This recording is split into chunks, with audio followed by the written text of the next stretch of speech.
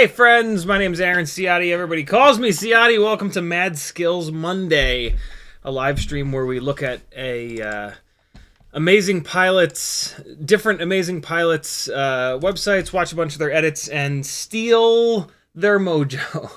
We're going to learn from them. We're going to celebrate them.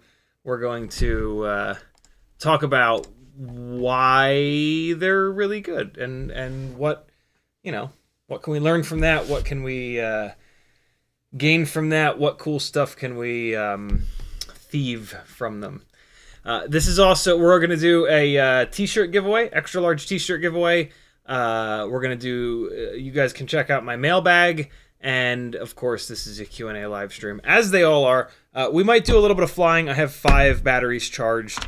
We'll see. We'll see what the Q&A is like. Lately, there's been so many really good questions that we've been running out of time. So we'll see. Flying will be like dead last unless you guys request it in the Chad. So yeah, that's the plan for tonight. McMucas was first-ish. I had to restart the computer because nothing was working.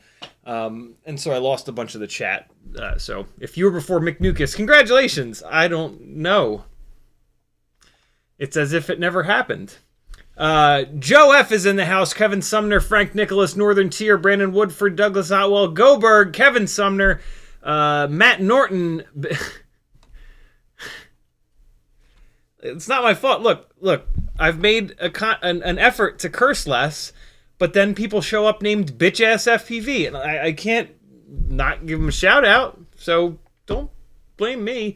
Matt Norton, Douglas Otwell, JP Spin, Brandon's Baked Beans, Mick Mucus, Raging Leet, Great Scott, Tongue Out FPV, Anonymous, Matt Norton again, GR3YH47. What is that? Gray Hat? Gray HA7? Gray Hat. I think it's Gray Hat. Adam Weston, D Flap, Denny Flatland BMX, Stanzel the Terrible, Car Guy for Life. Goddamn right. Matt Norton, Safe Zone, CMYK is here, Tongue Out FPV, Me Drone. It is Gray Hat. Look at that. See? I'm not that old.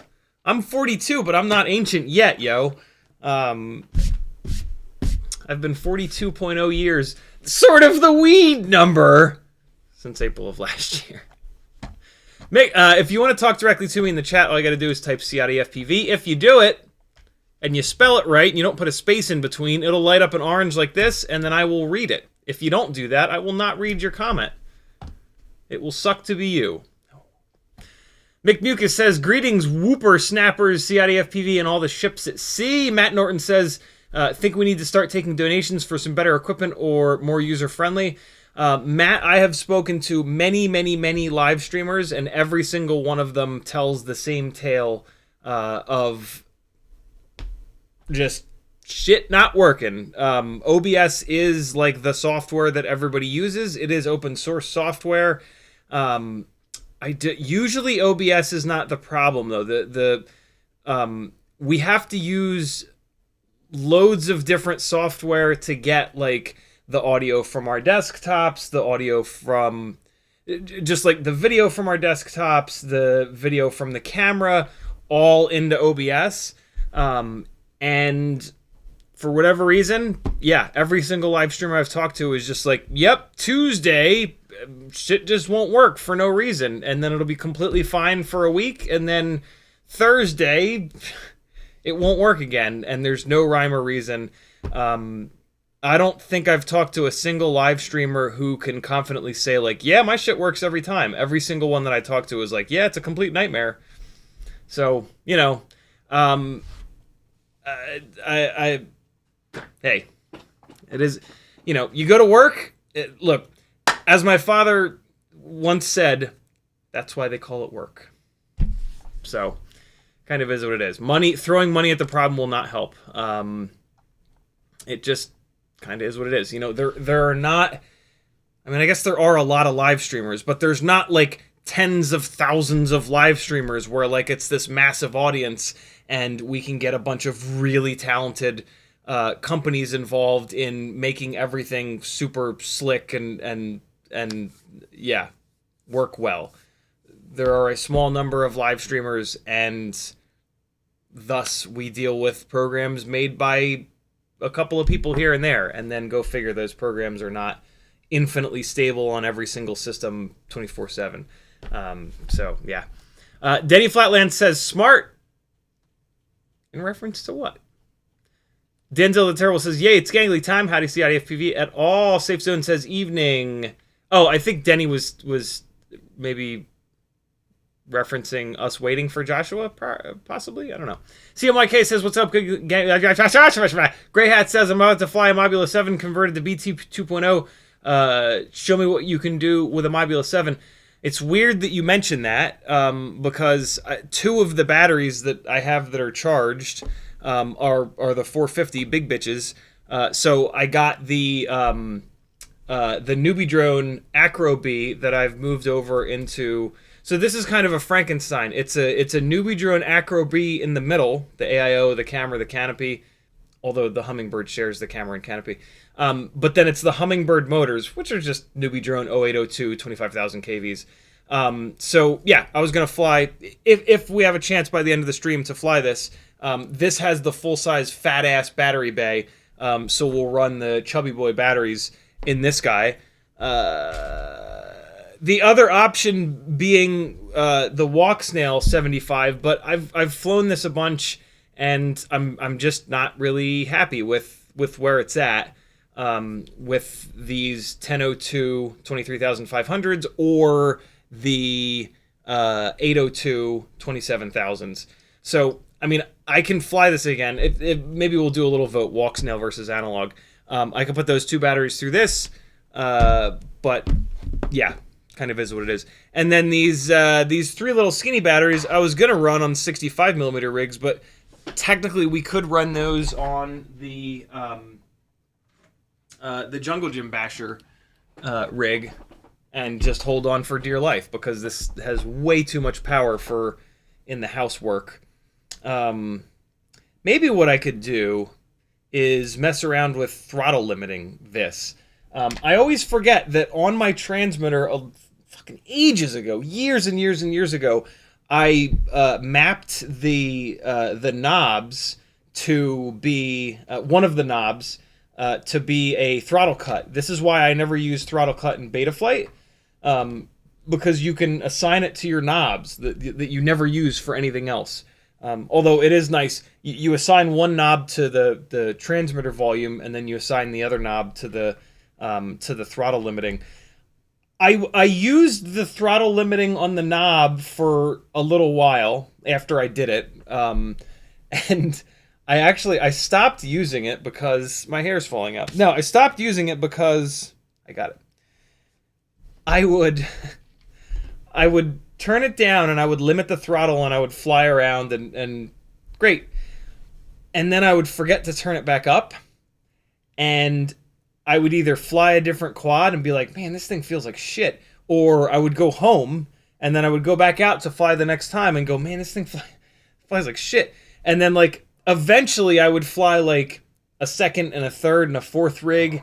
And I'd be like, why do these all fly like shit? And then I would realize that I had the knob turned down. So yeah, I don't typically use the throttle limiting very much, but it's really handy to have. I should use it more because you can on the fly give yourself more or less throttle resolution. The problem with doing that, though, is going to be that if you have throttle expo dialed in and a midpoint, adjusting that throttle cut up and down is going to mess that up.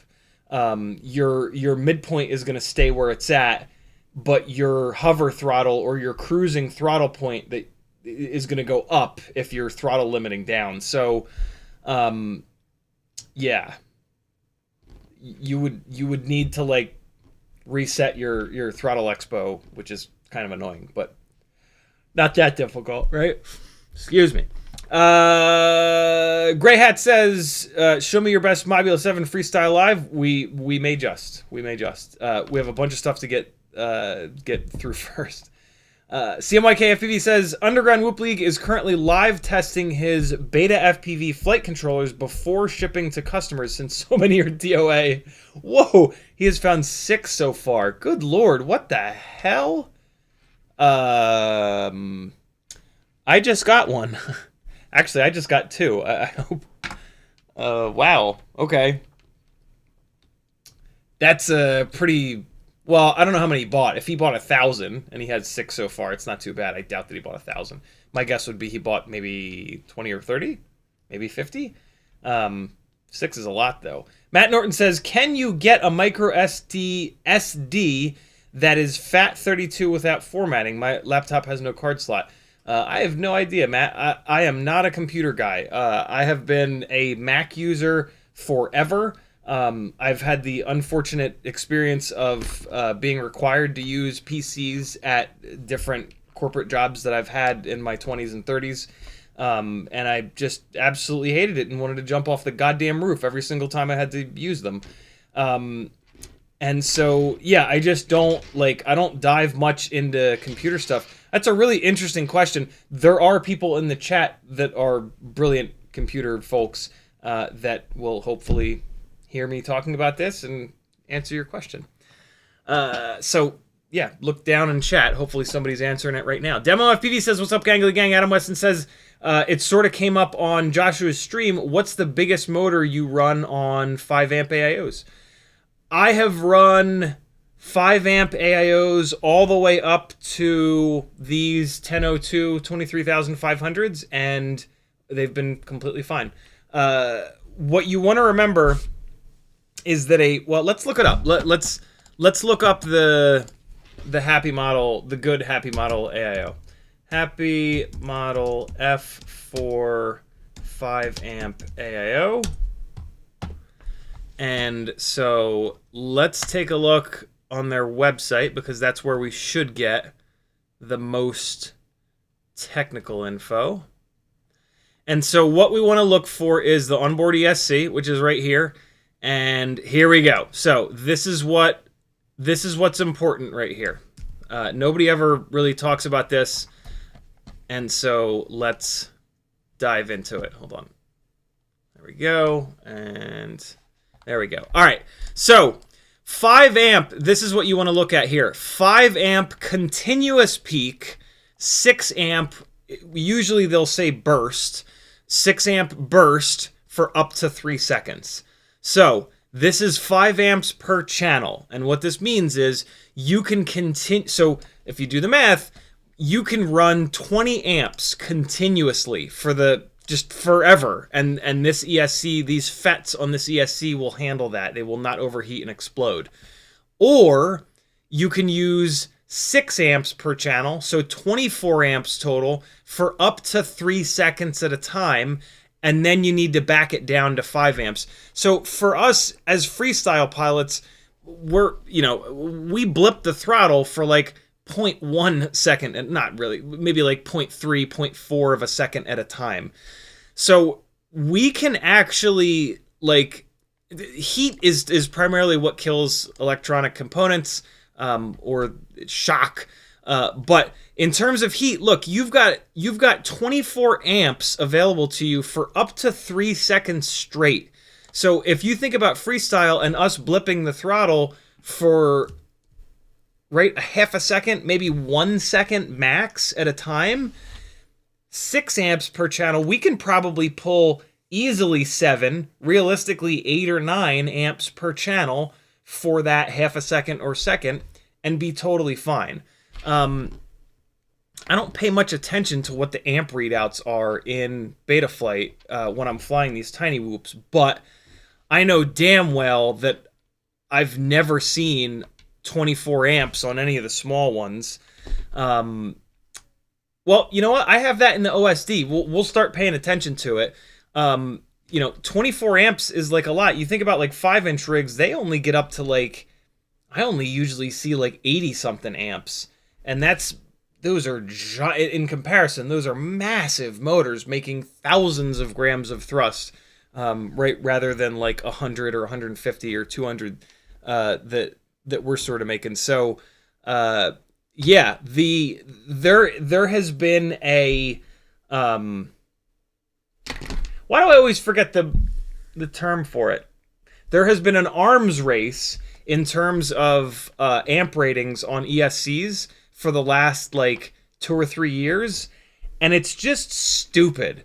This like 55 amp, 65 amp, 5-inch ESC situation that we've got going on is just dumb. You can run a 25 amp ESC on a 5-inch rig all day long and it'll be totally fine. Ryan Harrell of Mini Quad Test Bench, the guy that knows more about these motors and ESCs than anyone else in FPV, runs 25 amp ESCs on his 5-inch rigs, and they're fine. There is some benefit to having a little bit of extra amperage for when you smash into stuff and there's a backflow of current. God forbid a motor all 4 motors get jammed up and you go full throttle for something. It can really generate a ton of amps, but 65 amps per channel, even 55 amps per channel, that's just silly. Like a 35 amp per channel ESC on a 5-inch rig is absolutely plenty.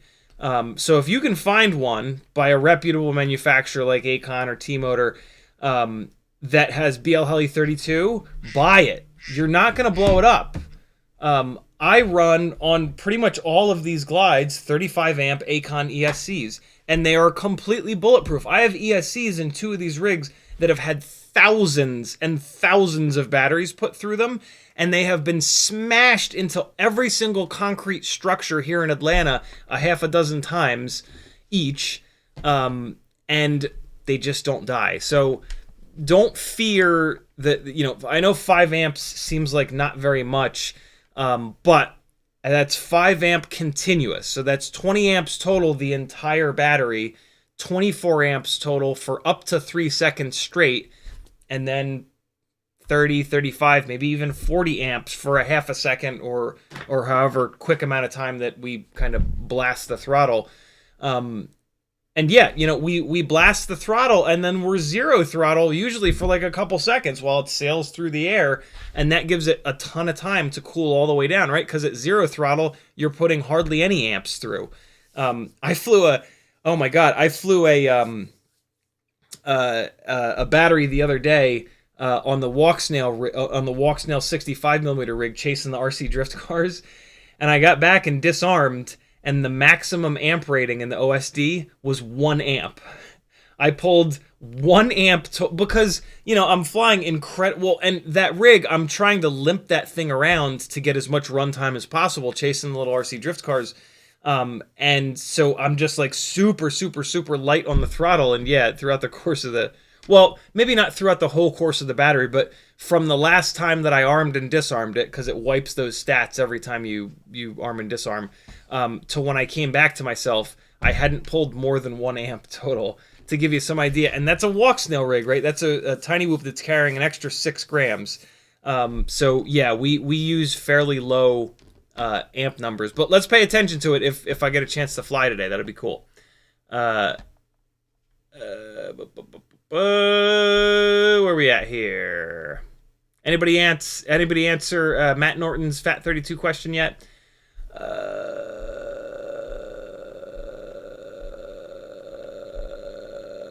Grey Hat says, would love to see you fly the Jungle Gym Basher inside. Show me the throttle adjustments. My Mobula 7 is also bi-blade and mad powerful. I've flown it inside a bunch. It's kind of a nightmare, but let's see. Let's see what happens if I throttle limit it really hard. Throttle scale it, I should say. Well, throttle limit works. CMYK says 26. 26. 26. What's 26? King FPV says, what's up, CiottiFPV and everyone? McNuka says, are you still doing newbie drone frame giveaways? I am indeed. We're going to do that right on top of the t-shirt giveaway at around 11 o'clock. So about a half an hour from now, I'm going to give away this very cool extra large t-shirt. Very amazingly donated by Frank Nicholas, as well as a whole bunch of other t-shirts. We're going to be doing t-shirt giveaways every single Monday. Yeah, we'll do 5 more newbie drone cockroach V3 frame coupon codes as well. So bunch of giveaways tonight. And then next Monday, a week from tonight, that will be the big first Monday of February giveaway stream with our 4 giant giveaways. And then we'll also throw a shirt in and do some more codes. I'm trying to remember to do the codes every single live stream, but they take a big chunk of time. And when we've got a bunch of stuff going on, it's not like, top priority. There's no time limit on these codes, so I can meter these out slowly, which is fine. CMYK says, I think 13 to 14 amps is the most I've ever seen on my 702s. There you guys go. 14 amps is 3.5 amps per channel. So we're not even close to that 6 amp burst. Adam Weston says, I have 1103 10,000 kV. I want to do a 5 amp on a toothpick. 10,000 kV is a little bit low. Are you going to do 2S on that, Adam? 1103 is a big motor. If you do 2S, that 10,000 kV is basically going to go to 20,000 kV, which is not that high of a number. I think you would actually be okay, but you're going to be pushing it pretty hard. I have not pushed a 5 amp ESC that far before. My guess is, though, that you'll be fine. You can certainly just build it out and then fly it and just slowly put the amp rating in your OSD and then just slowly raise the throttle and see how high the amps go and just kind of creep into it. If you get to the point where you see 24 amps, that's where it's like, okay, shit, now, I can only go full throttle for 3 full seconds on this rig. Hopefully by that point you're full throttle. And then now you know that you've got a 3 second limit on being full throttle on that rig. 3 seconds is a long time, right? Like 1,000, 2 1,000, 3 1,000. Like that's a punch out to the effing moon. So just don't do that if that's where you're at. If you get to like 3/4 throttle and it's already at 24 amps, like, ooh, you're really pushing it at that point. So yeah. Demo FPV says, my OSD in my DJI goggles isn't great. Is there a preset you know of, or what do you recommend having in your OSD on digital? I set my digital OSD up exactly like I set my analog OSD up. A couple of streams ago, I dove real deep into OSD setup. So yeah, look that stream up. It was last week sometime. Just search my channel for OSD. You'll find it. And yeah, I would say I do set my digital up exactly the same because I want to see all the same stuff. I don't care how clear the camera view is. I want to monitor all the same info. So yeah. Matt Norton says, yes, they did. Best chat group I've ever been in. Thank you all. Yes, they did. Who? Yeah, yes, who did? Matt. That was only 3 minutes ago that Matt said that. What was I talking about 3 minutes ago? God, I don't remember. CMYK says, flight controllers. Flight controllers under.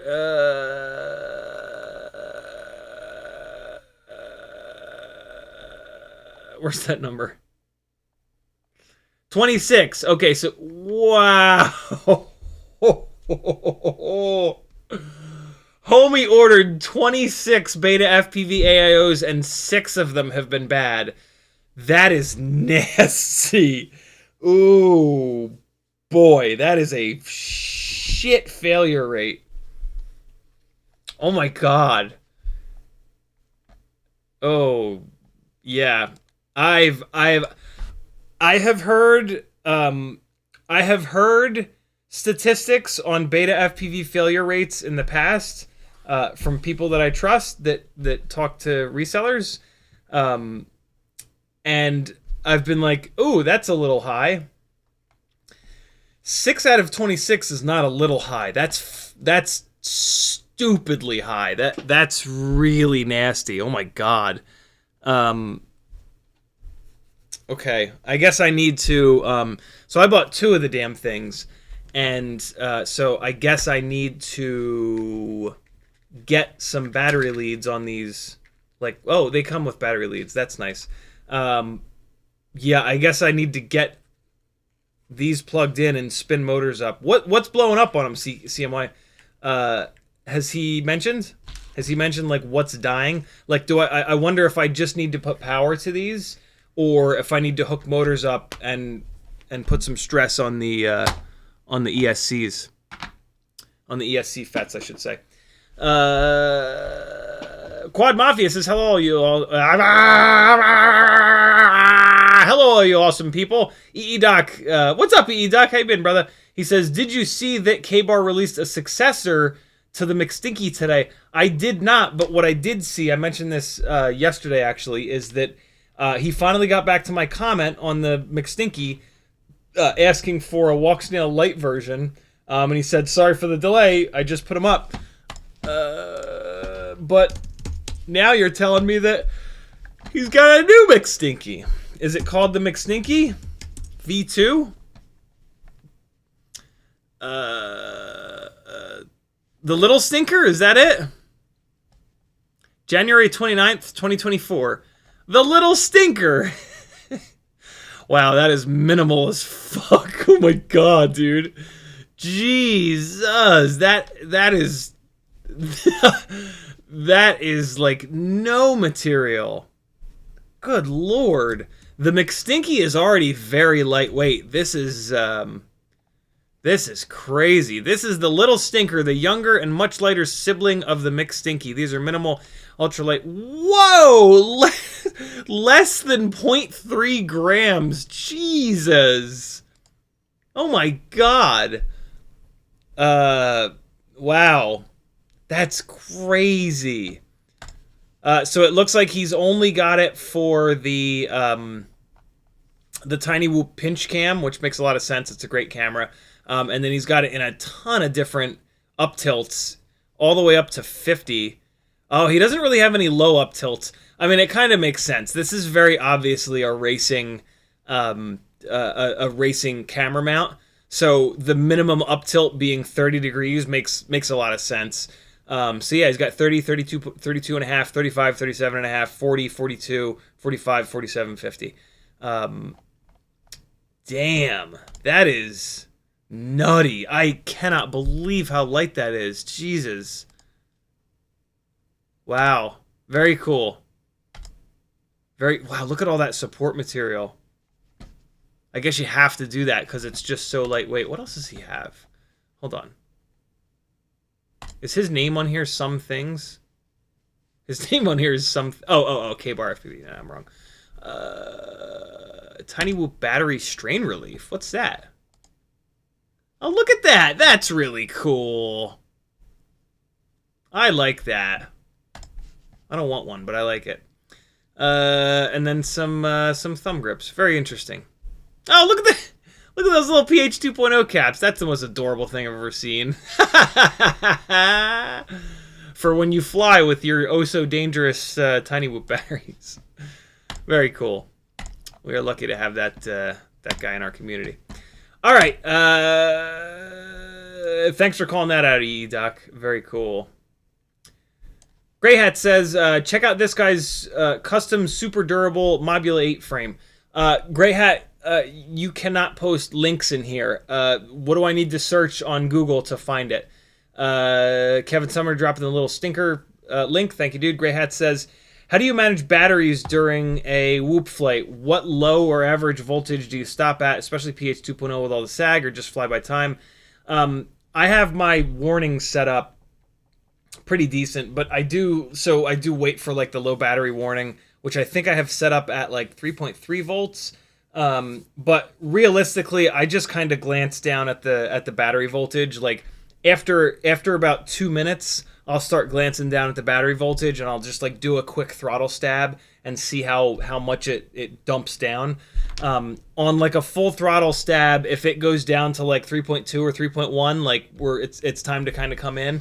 And then if I'm just sort of cruising around the room here and I see like 3.6, 3.5, that's when I'll try to kind of bring it home to not hammer it too bad. But I'm pretty hard on batteries, unfortunately. I'll bring them home at like 3.3, 3.2 because I'll just be having so much fun. And that's pretty hard on them. But you know, tiny whoop batteries are the cheapest batteries that there are. So if you're gonna beat the shit out of a battery, it should, hopefully it's a tiny whoop battery, not a $30 Tattoo R-Line 6S 1050.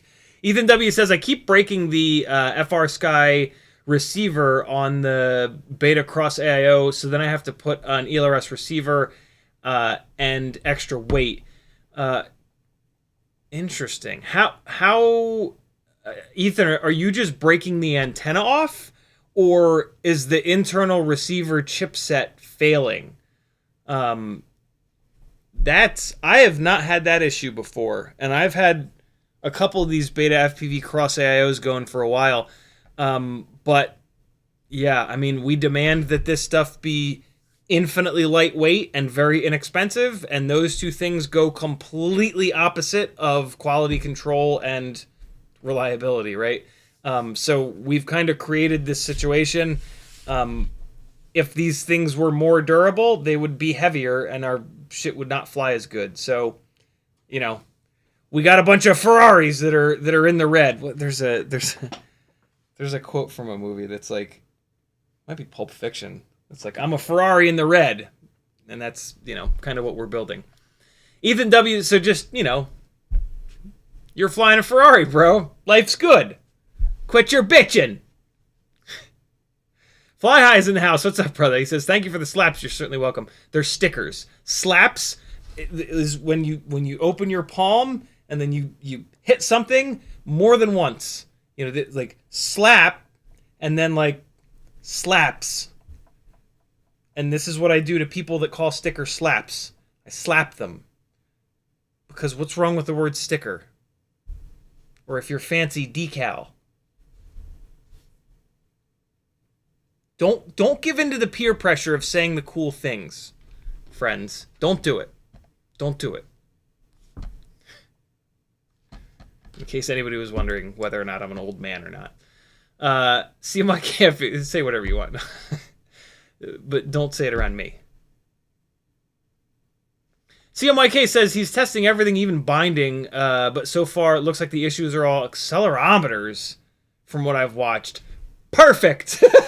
Although, actually, we do need the accelerometers for crash prevention. Yeah, get off my lawn, exactly.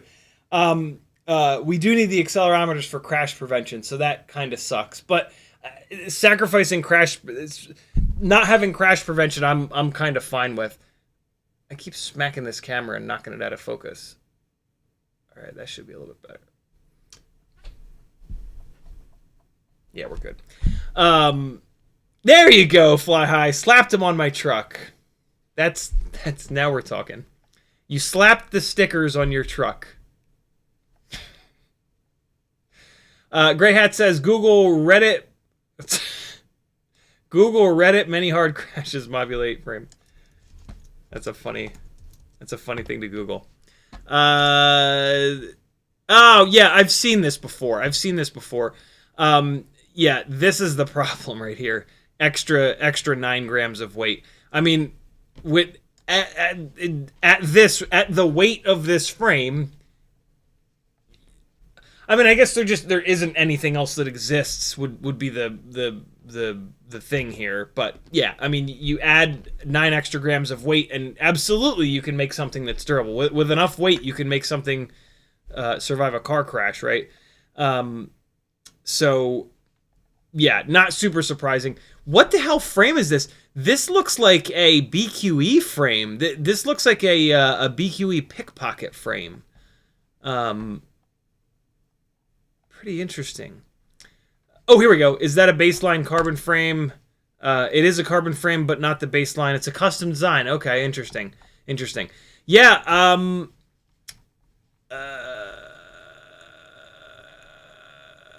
my big heavy modulate. What? I'm trying to think of like what you would use this for. This is awful. You can't fly this in the house. It's gonna be impossible to fly in the house.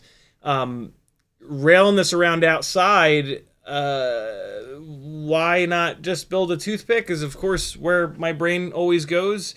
But there are situations where it is kind of cool to have prop guards. But I mean, you could just. I wonder, are there? Yeah, there are. So, well, hold on. hold on. Before I get you all excited about these, I believe they were kbar. Yep, there they are.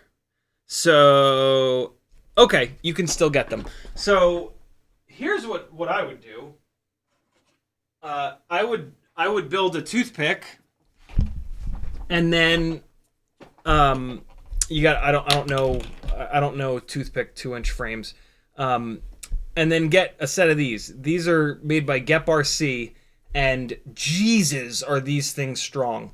This is a 2-inch prop guard that bolts down to the motor, and yeah, the material that they use and the angles that they have molded into this, and it's molded, right?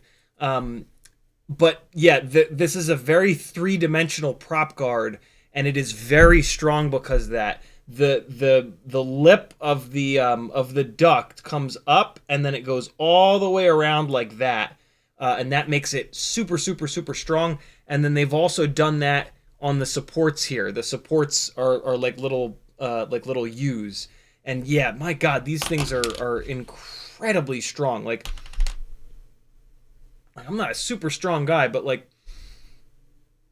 that's all I got. I mean, if I put it in here and cranked it, I could probably blow it up, right? Like I'm holding it at the ends of my fingers.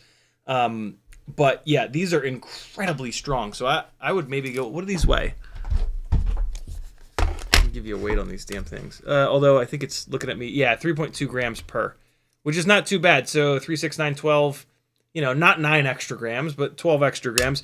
But the nice thing about these is they're removable. So you bolt these on when you want, 3.2 grams per. You bolt these on when you want it to fly like ass, and then you take them off when you want it to fly good. Not true. Really, what it would be is you bolt these on when you want it to fly slowly, and then you take them off when you want to fly fast.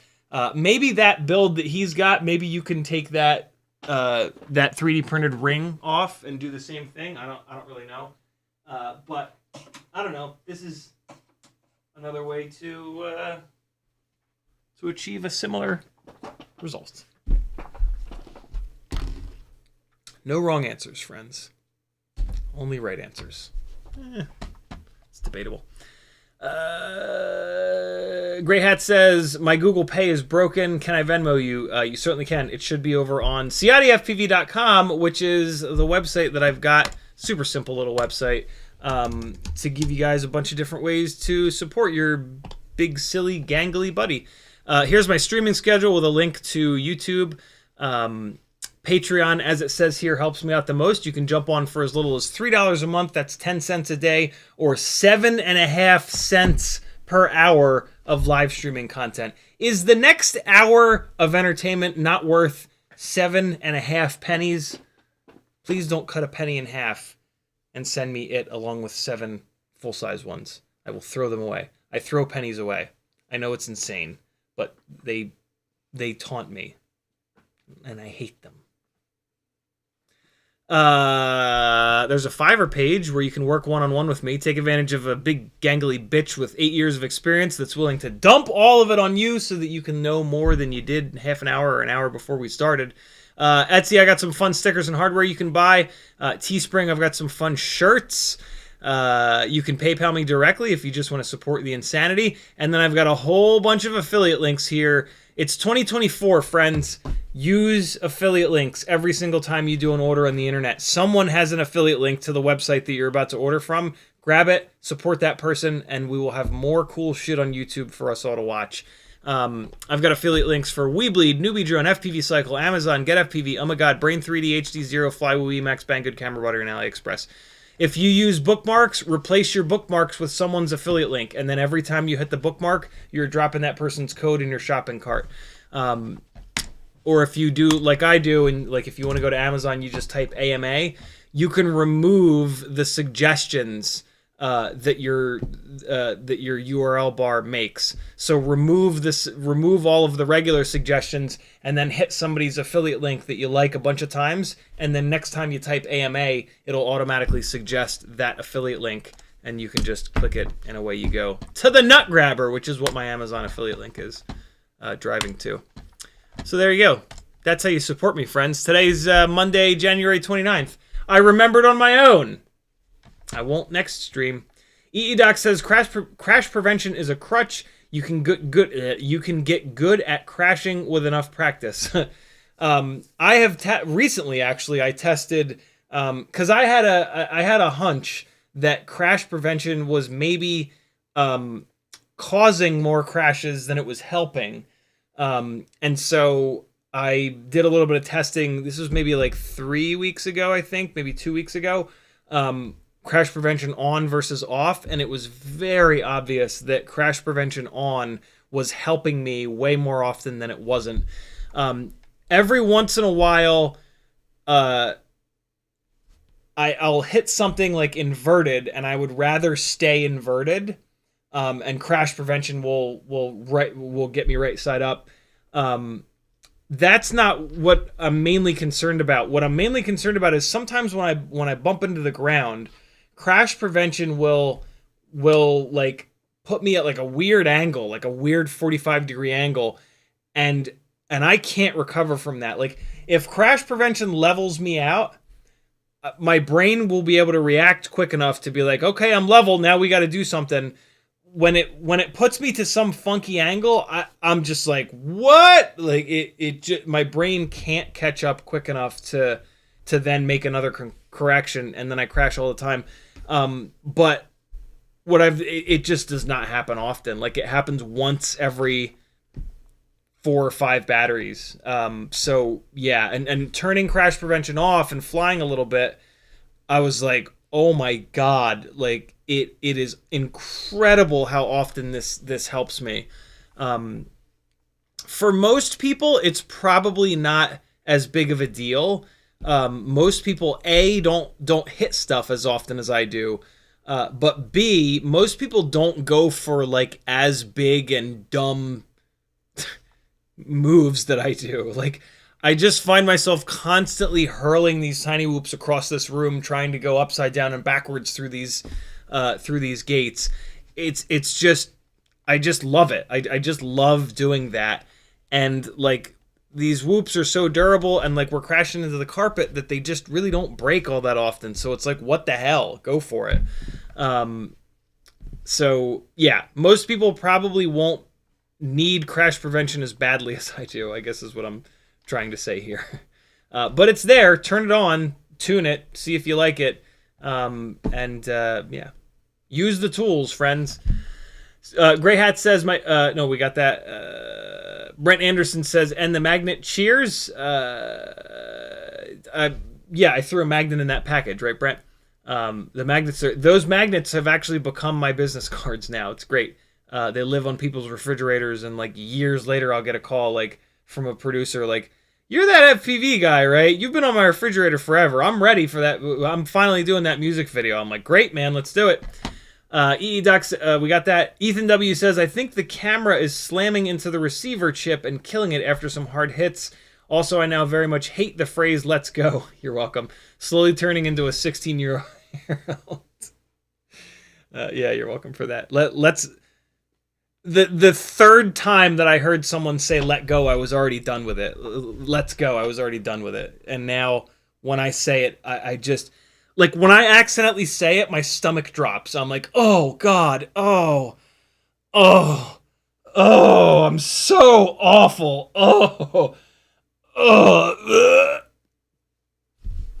So, what in such a moment of utter triumph, there's one of my favorite motorsport related channels is called Gears and Gasoline, and like the two guys that run it, they're pretty opinionated, but in a very similar way that I am, and like and so like I've loved their channel for many years because of that. You know, they talk shit on stance cars that deserve to be talked shit on. They're hysterical, and they're not afraid to, like, you know, actually say shit and get hell for it. Like 2 months ago, one of them, at the end of a little bit they were doing to camera, the Ben said, "All right, let's go." just saying like let's go, we're done with this piece to camera, let's go over here. And and he said it, and then he goes, oh god, and they keep the mics on, and he goes, oh god, I can't believe I just said let's go, oh, I'm the worst. And it was just, I've never really heard anybody else bitch about it. Like I always feel like I'm the only one, and like to hear somebody else, and for it to be him, like it was just so perfect. It just completely validated my hatred of it, and so and it actually gave me the confidence to like shit on it more. I was like, well, if somebody else is willing to say it on the internet, I feel a lot less bad. So I've been way I've been way harder on let's go as a terrible saying since then. I don't know. Hopefully I don't offend too many people. If I do offend you, I'm glad that I offended you, because you need to stop saying it. It's just awful. It's just it's no good. It's no good. Everybody is saying it. Like, if it's not super stale right now, it's going to be super stale like very soon. So get off that train now, and you'll be one of the people that is not still saying it when it's stale and cringy and like, ugh, oh god, oh. CMYK dropping the CiottiFPV.com link. Thank you, dude. Grey Hat says durability for sending it as a noob. What's that in reference to?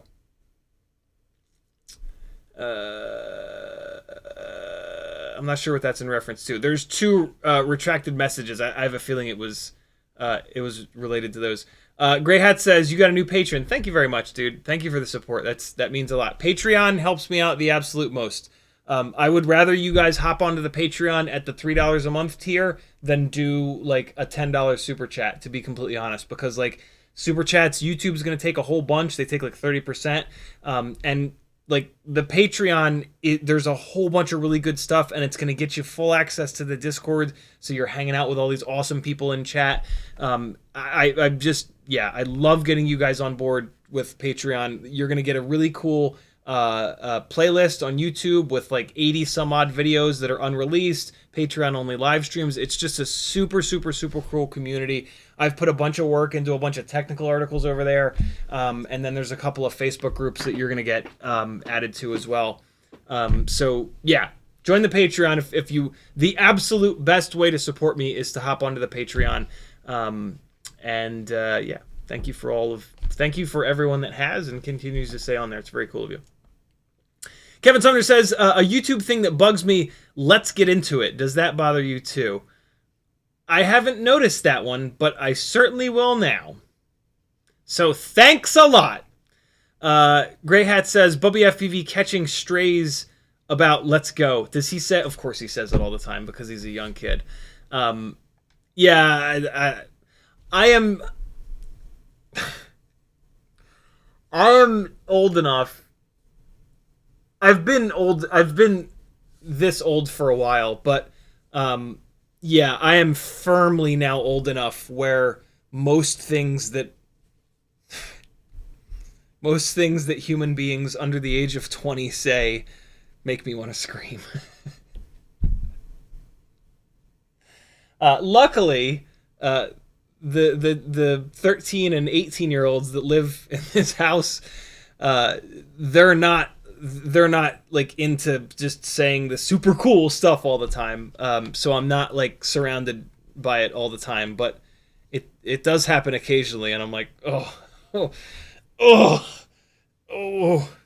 hurts my soul.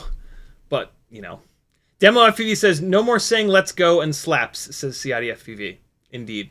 Brandon's Baked Bean says it's just words. Sometimes as I'm driving off from the FPV meetups, I yell out the window, "See you later, gadies!"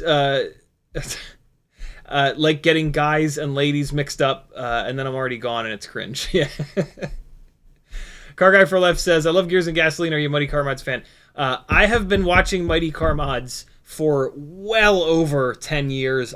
I think closer to like 12 or 13 or 14 years. Like, I remember watching new episodes of Mighty Car Mods back in like in their garage days. I found Mighty Car Mods early on in YouTube, which is, I'm very lucky. I'm very lucky to have found them so long ago because, yeah, Marty and Moog are just amazing.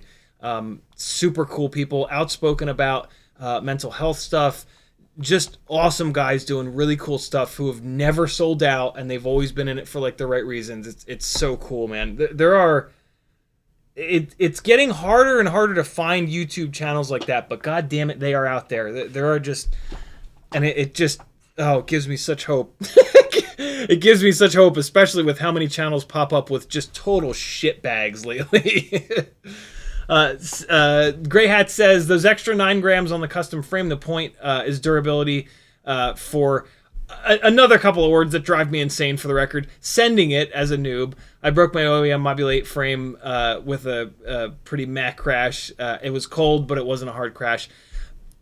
Molded plastic frames in the cold, you can't expect any durability. That is like the one problem with molded plastic frames, is that they just hate the cold.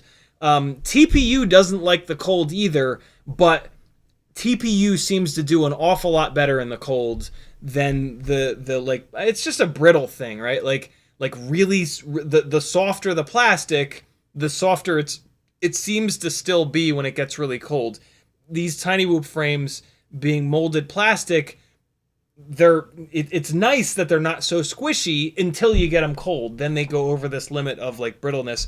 All that being said, none of these 2-inch Tiny Whoop frames seem to be all that durable, which is kind of fine because there aren't many scenarios where you would really want a 2-inch Tiny Whoop. The one main scenario is carrying an O3 air unit.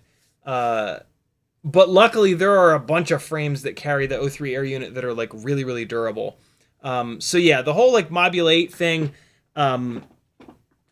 unless you're picking up, unless you've got a really heavy payload like the O3 air unit, or maybe like an Insta360 Go 2 or 3 or something like that, it's a lot better to come into the lighter weight realm of the 75 millimeter rigs.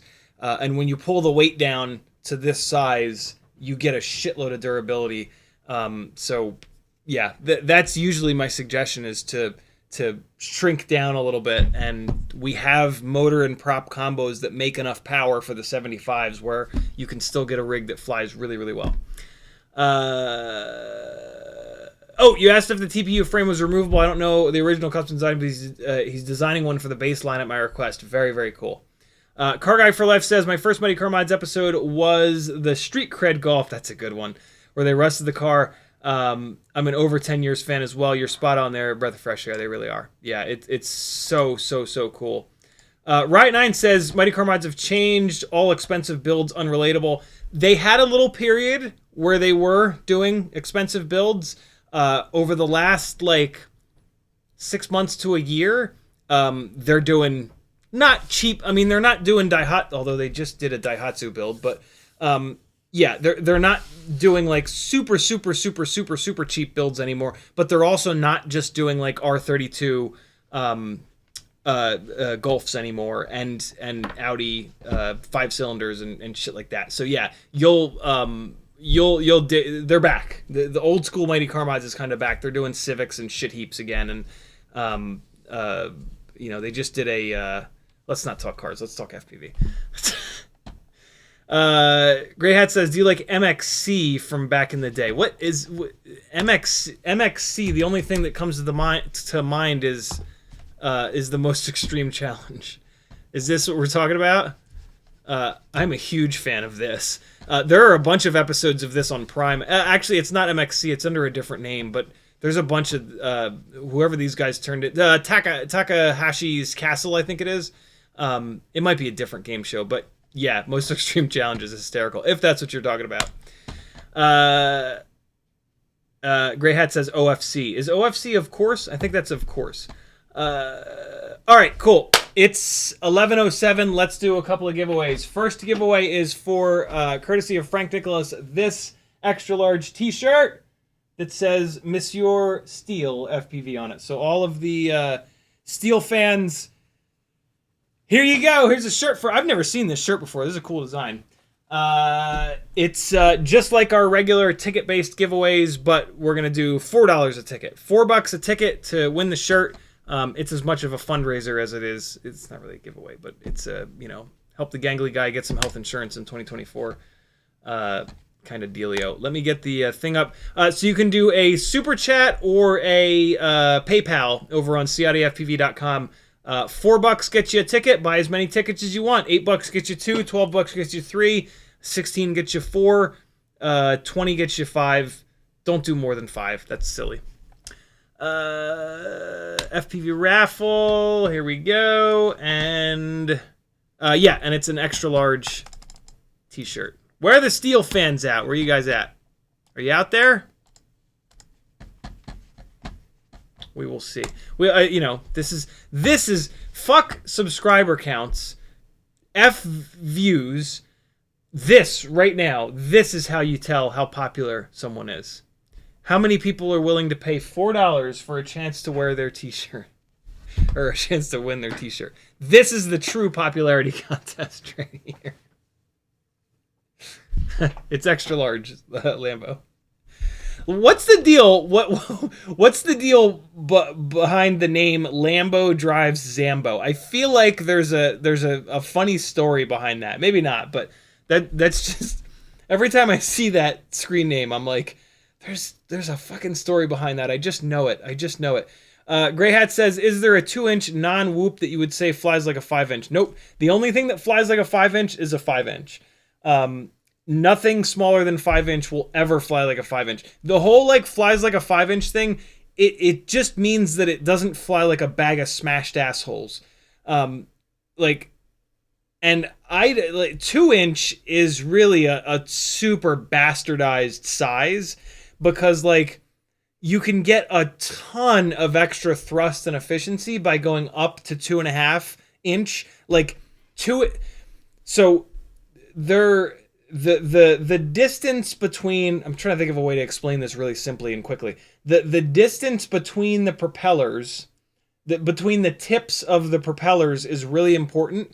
The more distance you can get, the tip of the propeller is where a bunch of turbulence happens. So if you're creating a bunch of turbulence and then you've got another propeller coming right around into that turbulence, that hurts efficiency and thrust production a lot. So a 2-inch propeller, the tiny whoop propellers, they're like nasty. It's one of the problems we have with tiny whoops, that the props are just too damn small. When you hit 2-inch for the propeller, you're like almost starting to get to a point where you can get some thrust and efficiency, but you're not quite there yet. 2.5 inch is the size where finally the tips of the propellers are far enough apart where the vortices coming off the tip can dissipate enough where the next blade coming through is not coming into a disaster. So 2-inch just doesn't get a lot of love. Very recently, we've seen it get a bunch of love because it's basically the smallest prop size that you can realistically carry an O3 air unit on. Also, like, we have not had a payload, a camera payload that was like 28 grams in a long time. And so that's another reason that 2-inch rigs haven't gotten a lot of love. But the 2-inch rigs that are out there to carry the O3 system, they're all Cinewhoops. They're really not freestyle rigs. To carry an O3 air unit in a freestyle sense, you need to be 2.5 or even 3 inches in terms of propeller size. So yeah, 2-inch will always be a little bit of a redheaded stepchild kind of propeller size. Man, that's a shitty... That's a pretty shitty saying. Like, that makes fun of redheads and stepchildren. I mean, it's an effective one, but, like, do we really want to be so mean? The redheads didn't choose their hair color. They didn't, like, come out of the womb and, like, red. I want to be weird. Not weird. Unique. Isn't there something where, like, redheads will be extinct in, like, 20 years or something like that because it's a recessive gene? That'll be sad. Lambo Drives Zambo with a $4.99 super chat. Thank you, brother. Demo FPV is a redhead. See? Let's not be mean. For no reason. To redheads or stepchildren.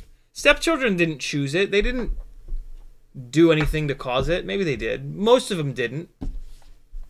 KCFPV says, don't be so sensitive, bro. KCFPV, be more sensitive, bro. There's a huge problem in males of not being sensitive enough. And yeah, be more sensitive. I promise you, you'll meet better people, you'll make better friends, and you'll attract hotter women. I'm gonna leave it there. But yeah, just take my word for it. All right, let's get this going here. We've got Scott FPV with a $4 super chat. He says, one for me, sir. Thank you, brother, for the supports. We're going to do the PayPals in a minute. Denzel the Turbo with a 25 Canadian Californian dollar super chat. Thank you, brother. He says, 2 for me, 2 for Riot. You got it, my friend. Denzel, you're going... Oh, wait, here. We're going here once, twice. And then Riot 9 is getting 2 as well. Once and twice. There we go. Thank you, dude. Adam Weston with a $4 PayPal. I'm going to get that in 1 second. Gray Hat says, the biggest thing for me about the 5-inch is the inertia when you throw it and cut the throttle. Anything like that and say 2.5-inch range that you recommend. Nope. The mass of a 5-inch rig, 600, 700, 800 grams, is the only reason that it has so much inertia. You can't get that inertia without the weight. The closest you can get with small rigs, the way that you get more throw with smaller rigs is biblade propellers, which sucks because they're brutal on motors. When you crash inverted with a bibladed propeller, the propeller turns out of the way, and then the motor bell smashes into the ground and wrecks the motor. So at least just run tri-blades. But then, yeah, like just making them heavier than they really should be. Like with the smaller rigs, because the propellers are smaller and less efficient, we can't make as much thrust. And so that it's this little cycle of like making more thrust and then more weight, and then the flight characteristics suffer. So it's really, really, really difficult. Smaller rigs are for smaller places. Like the reason to fly a 2-inch rig is that you're flying in a much more compact location. If you're flying in a big ass field with a 2.5-inch rig or even a 3-inch rig, it's gonna suck. It's just not the right tool for the job. Big ass fields are for 5-inch rigs. Slightly smaller spaces are for 3-inch rigs. Really small spaces out in front of your house, for example, that's for like 2-inch rigs, or really lightweight 2.5 or 3-inch rigs. So yeah, it's about using the right tool for the job, right? Which we all know about. Lambo Drive Zambo with a $4.99 super chat. He says 1 ticket and just the tip. Oh, gotta buy me dinner first, my friend. Just a tip. Thank you, brother. Let me get email going here. All right. Adam Weston with a $4 PayPal. Thank you, brother. KCFPV and Goberg are being a little dude bro in the chat. If you guys are new here and you've got that sort of dude bro attitude, fair warning, you might not last very long. I'm pretty obnoxious about not being a dude bro. So if you can not take it super personally over the course of these live streams, you might survive. But fair warning, yeah, I'm as far away from a dude bro as you will ever, a person as you will ever meet, and you should be too, because there are plenty of douchey dudes. Don't be one of them. Make the world a better place, and don't be one of them. Gray Hat with the PayPal or Patreon membership. Welcome to the Gangly Gang, my friend. Thank you very much for the support. Very, very cool of you. What the hell is Bot Grinder? Oh, he's putting a Nerf gun on a quad. I don't know how I feel about that. The whole like any kind of a gun on a quad thing is really, really sketchy. All right, cool. We're gonna do this, and we're gonna do this, and we're gonna submit it, and we're gonna see who wins. Loading 3D model. Oh, what's happening here? Pokey, your thing is. That's a weird thing to Oh! Oh, there it is. Come on. Come on, work. Please work. No. I didn't know you could do that. No. I'm going to have to type everybody in again. Oh! Hold on. Let's try this again. CiottiFPV. 2 for Danzilla. 1, 2. And 2 for Riot 9. 1, 2. Lambo drives a Zambo. And it was Adam Weston. Let's try this again.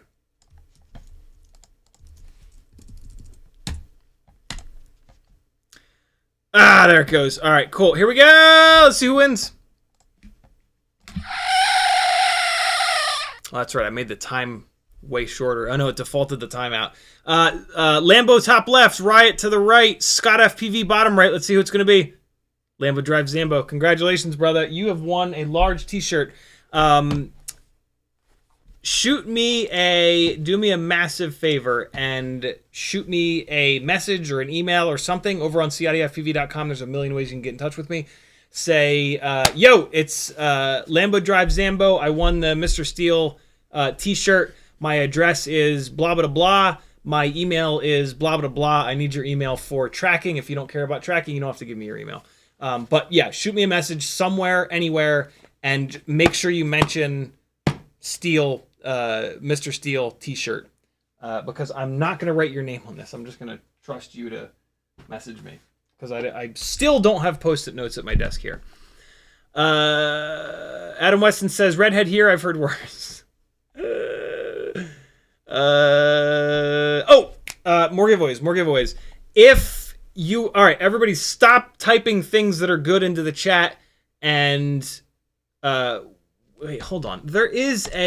I'm trying to figure out a better way to do this. So there is a participants list. But yeah, like, look at this shit. According to YouTube, this is how many people are in the chat. This does not look like 83 people. So, yeah, I can't use that. Hold on. What if I tell, like, everybody just type, like, period, and... Oh, okay, hold on. Wait, stop. Everybody that wants to enter the giveaway to win a Newbie Drone Cockroach 65 V3 frame, type, like, period into the chat right now. Let's see if this participant list explodes. I wonder if the participant list is, like, in the last 5 minutes. Okay. All right. So I get... Wait a second. How does the... Why do I try to figure anything out anymore? Just type your question into Google, and it'll tell you. How does the YouTube participant list in live streams work?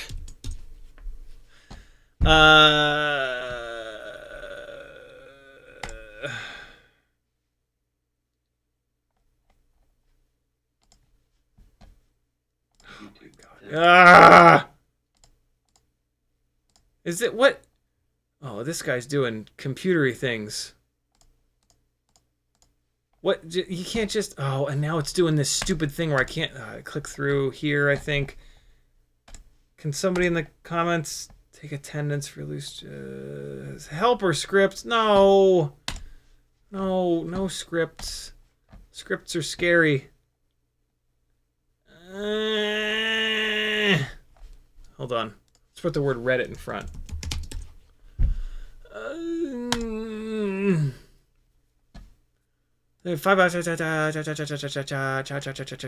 Looks in the API. Active chatters in the best I find. What? What does that mean? Oh my god. Well, look at this list of people. I'm just gonna go like this, and then we're just gonna do it like this. if you don't see yourself, I'm sorry. This is me screwing up here. Hold on. I think maybe that worked. Did all these people say something?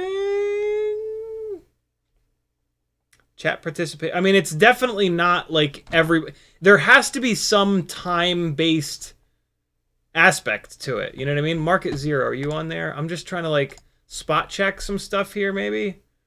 Market Zero, you're on there. I think maybe this works. Maybe that is good. Maybe if I just say like, hey, everybody that wants to enter the thing, type something into the thing, and then you guys show up here.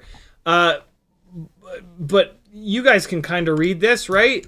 Did anybody type a period that wants to be on this giveaway that's not here? Tag me and tell me if you're not here.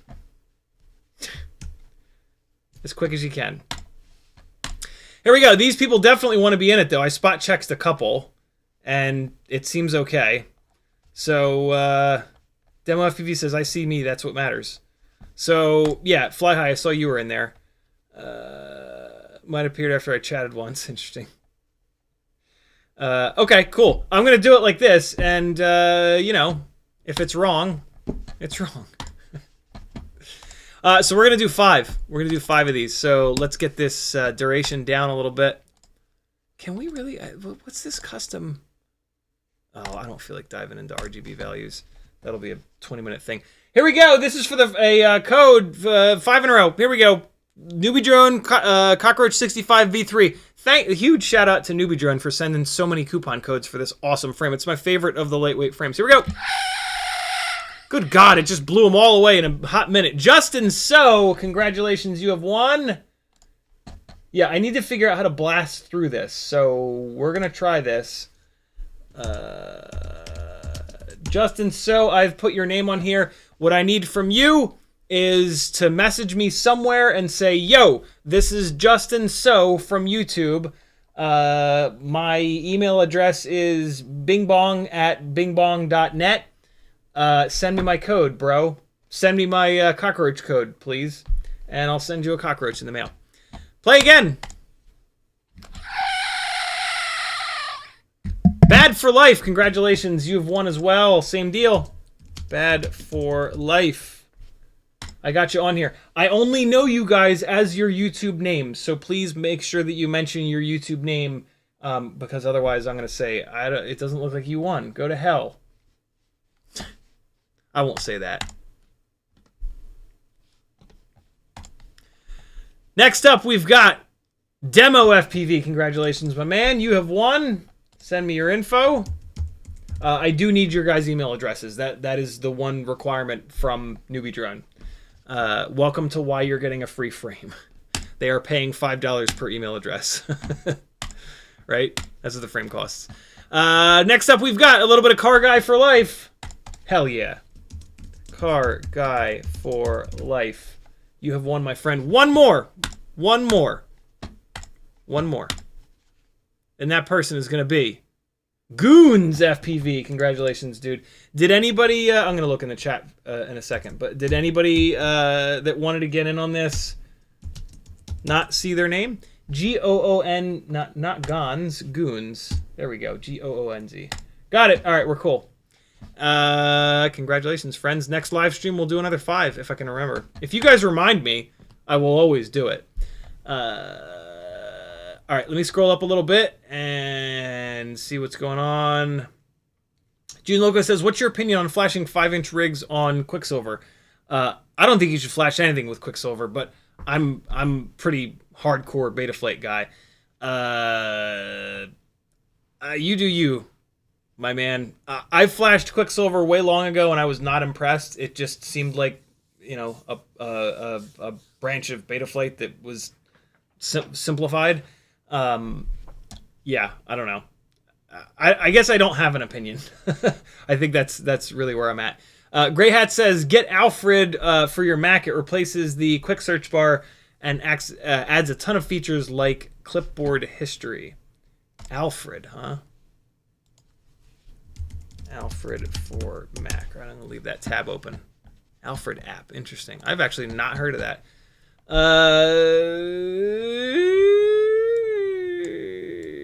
Fly High says, congratulations, Lambo. It's dab time. Gray Hat says, it's chat participants, probably. June Loco says, tampons. Gray Hat says, it's the chat participants, not viewers. Yeah, what I'm saying, though, right, is like, all right, so look, here's a chat participant. LRSD Medic, right? So he's participated into the chat. But if I come up here, he's not there, right? So there's some element of like recency to this participants, which I kind of like, but I would love to know what it is. Is it 5 minutes? Is it 10 minutes? It doesn't look like it's. It looks like it's 1 minute maybe. Let's see who disappears though. If I see who disappears, somebody just disappeared, and I don't know who it was. But if one of these people disappears, I can then scroll up and see when the last time that they commented was. Do you guys don't get this participant list, right? I think I was on the wrong camera that whole time. I wanted you guys to be looking at this with me. You guys don't get this participant list, I don't think. I think this is just for me. But I'm stalling at the moment in hopes that somebody will disappear and I will see them disappear and see their name before. I can't just stare at this. This is going to drive me up that fucking wall. Let's keep going. We got lots of stuff to do. Bob Bruce tagged me but didn't say anything. Yeah, maybe he dropped a link. Can't put links. Car Guy for Life says, is Discord a good way to reach out? It is indeed. Discord is great. Morton Upshot says, can you link the cockroach in the giveaway? There are a few on their site. And then Goon says, I keep breaking my airs, so yay, thanks. Oh, yeah, dude, don't run the Meteor 65 airframes, man. They are just a nightmare. Oh, my God, they're so fragile. CMYK just broke one on the second battery. So the Cockroach 65 V3... there it is. So the V3 is what you're looking for. ACHV3. If you just search for Cockroach V3, all it's gonna find is the right frame and the base, or not the base, the support, the carbon fiber support. So yeah, this is the one you want. You can pick any color. They're all $4.99. I do recommend that you pick the polypropylene material because it's a gram lighter, as they call out here in the weight specs on each one. But the polycarbonate material is really cool looking. So if you want it to look really good, the polycarbonate ones are a 1 gram weight penalty. If you want it to fly really good, get the polypropylene ones. They're both really, really tough. The polycarbonate ones are probably going to be a little bit tougher, but the polypropylene ones are incredibly durable. And that 1 gram weight savings is actually a lot, right? You got a quad that's 18 grams. If you add a gram, that's like 6-7% weight gain. Blow that up. Blow that 7% weight gain up to a 5-inch rig. That's like adding 70 or 80. No, it's not. 8%. Call it 1,000, 80. That's like adding 60 grams to a 5-inch rig. You're gonna feel that, man. Like that's nuts. So always think about things in percentages, not like 1 gram's not a lot. It is. It's a lot on a tiny whoop. Kevin Sumner says, I've got to hot glue a wing, so this will be my last comment for a bit if you want to check participations lists in a minute. I'll try to remember, but I'll forget. Zach says, have you had a chance to look at the Meteor 75 airframe yet? I have indeed, Zach. I built it out on live stream last week and flew it around a bunch. I'm actually really impressed with it, but I can't speak to the durability at all yet because inside the house, the 75 millimeter rigs, I just can't crash hard because they'll break all my shit. So I got to get that rig out to a jungle gym and smash it there. But it's too cold here in Atlanta right now to do that. It would just explode, and I wouldn't expect anything less just because it's too cold. So yeah, I got to wait for the temperature to come up. But yeah, I built one out. I'm impressed by it. It's a full, it's 1 full gram lighter than the Mobula 7 V4, which is awesome. And yeah, I dig it. There's nothing really that I can pick apart about it, which is great. I guess if I really had to try to find something I don't like about it, the ducts yet again are a little bit too high. Alternatively though, the Mobula 7 V4, the ducts are a little bit too low. So serves us right, I guess, for caring. One of my favorite things about the Cockroach 65 V3 frame is that they put the duct height perfect for 702 or 802 motors. So yeah. What are we doing here? Where are we at? We are... I'm gonna watch a couple videos about that, see if I can figure out how it works. Grey Hat says, I have to run for a bit. When should I come back to see you fly? Soon. Very soon. CMYK says, I'm going to start prepping my new frames with E6000. I get breaks in the same spot every time on the regular Mobula 6 frame. Yeah, that's not a terrible idea. I wonder how that would do. I wonder if pre-E6000ing... I never thought to do this. Pre-E6000ing the spots that we know these things break all the time. I wonder if that would keep them together or if they would still break in the same spot.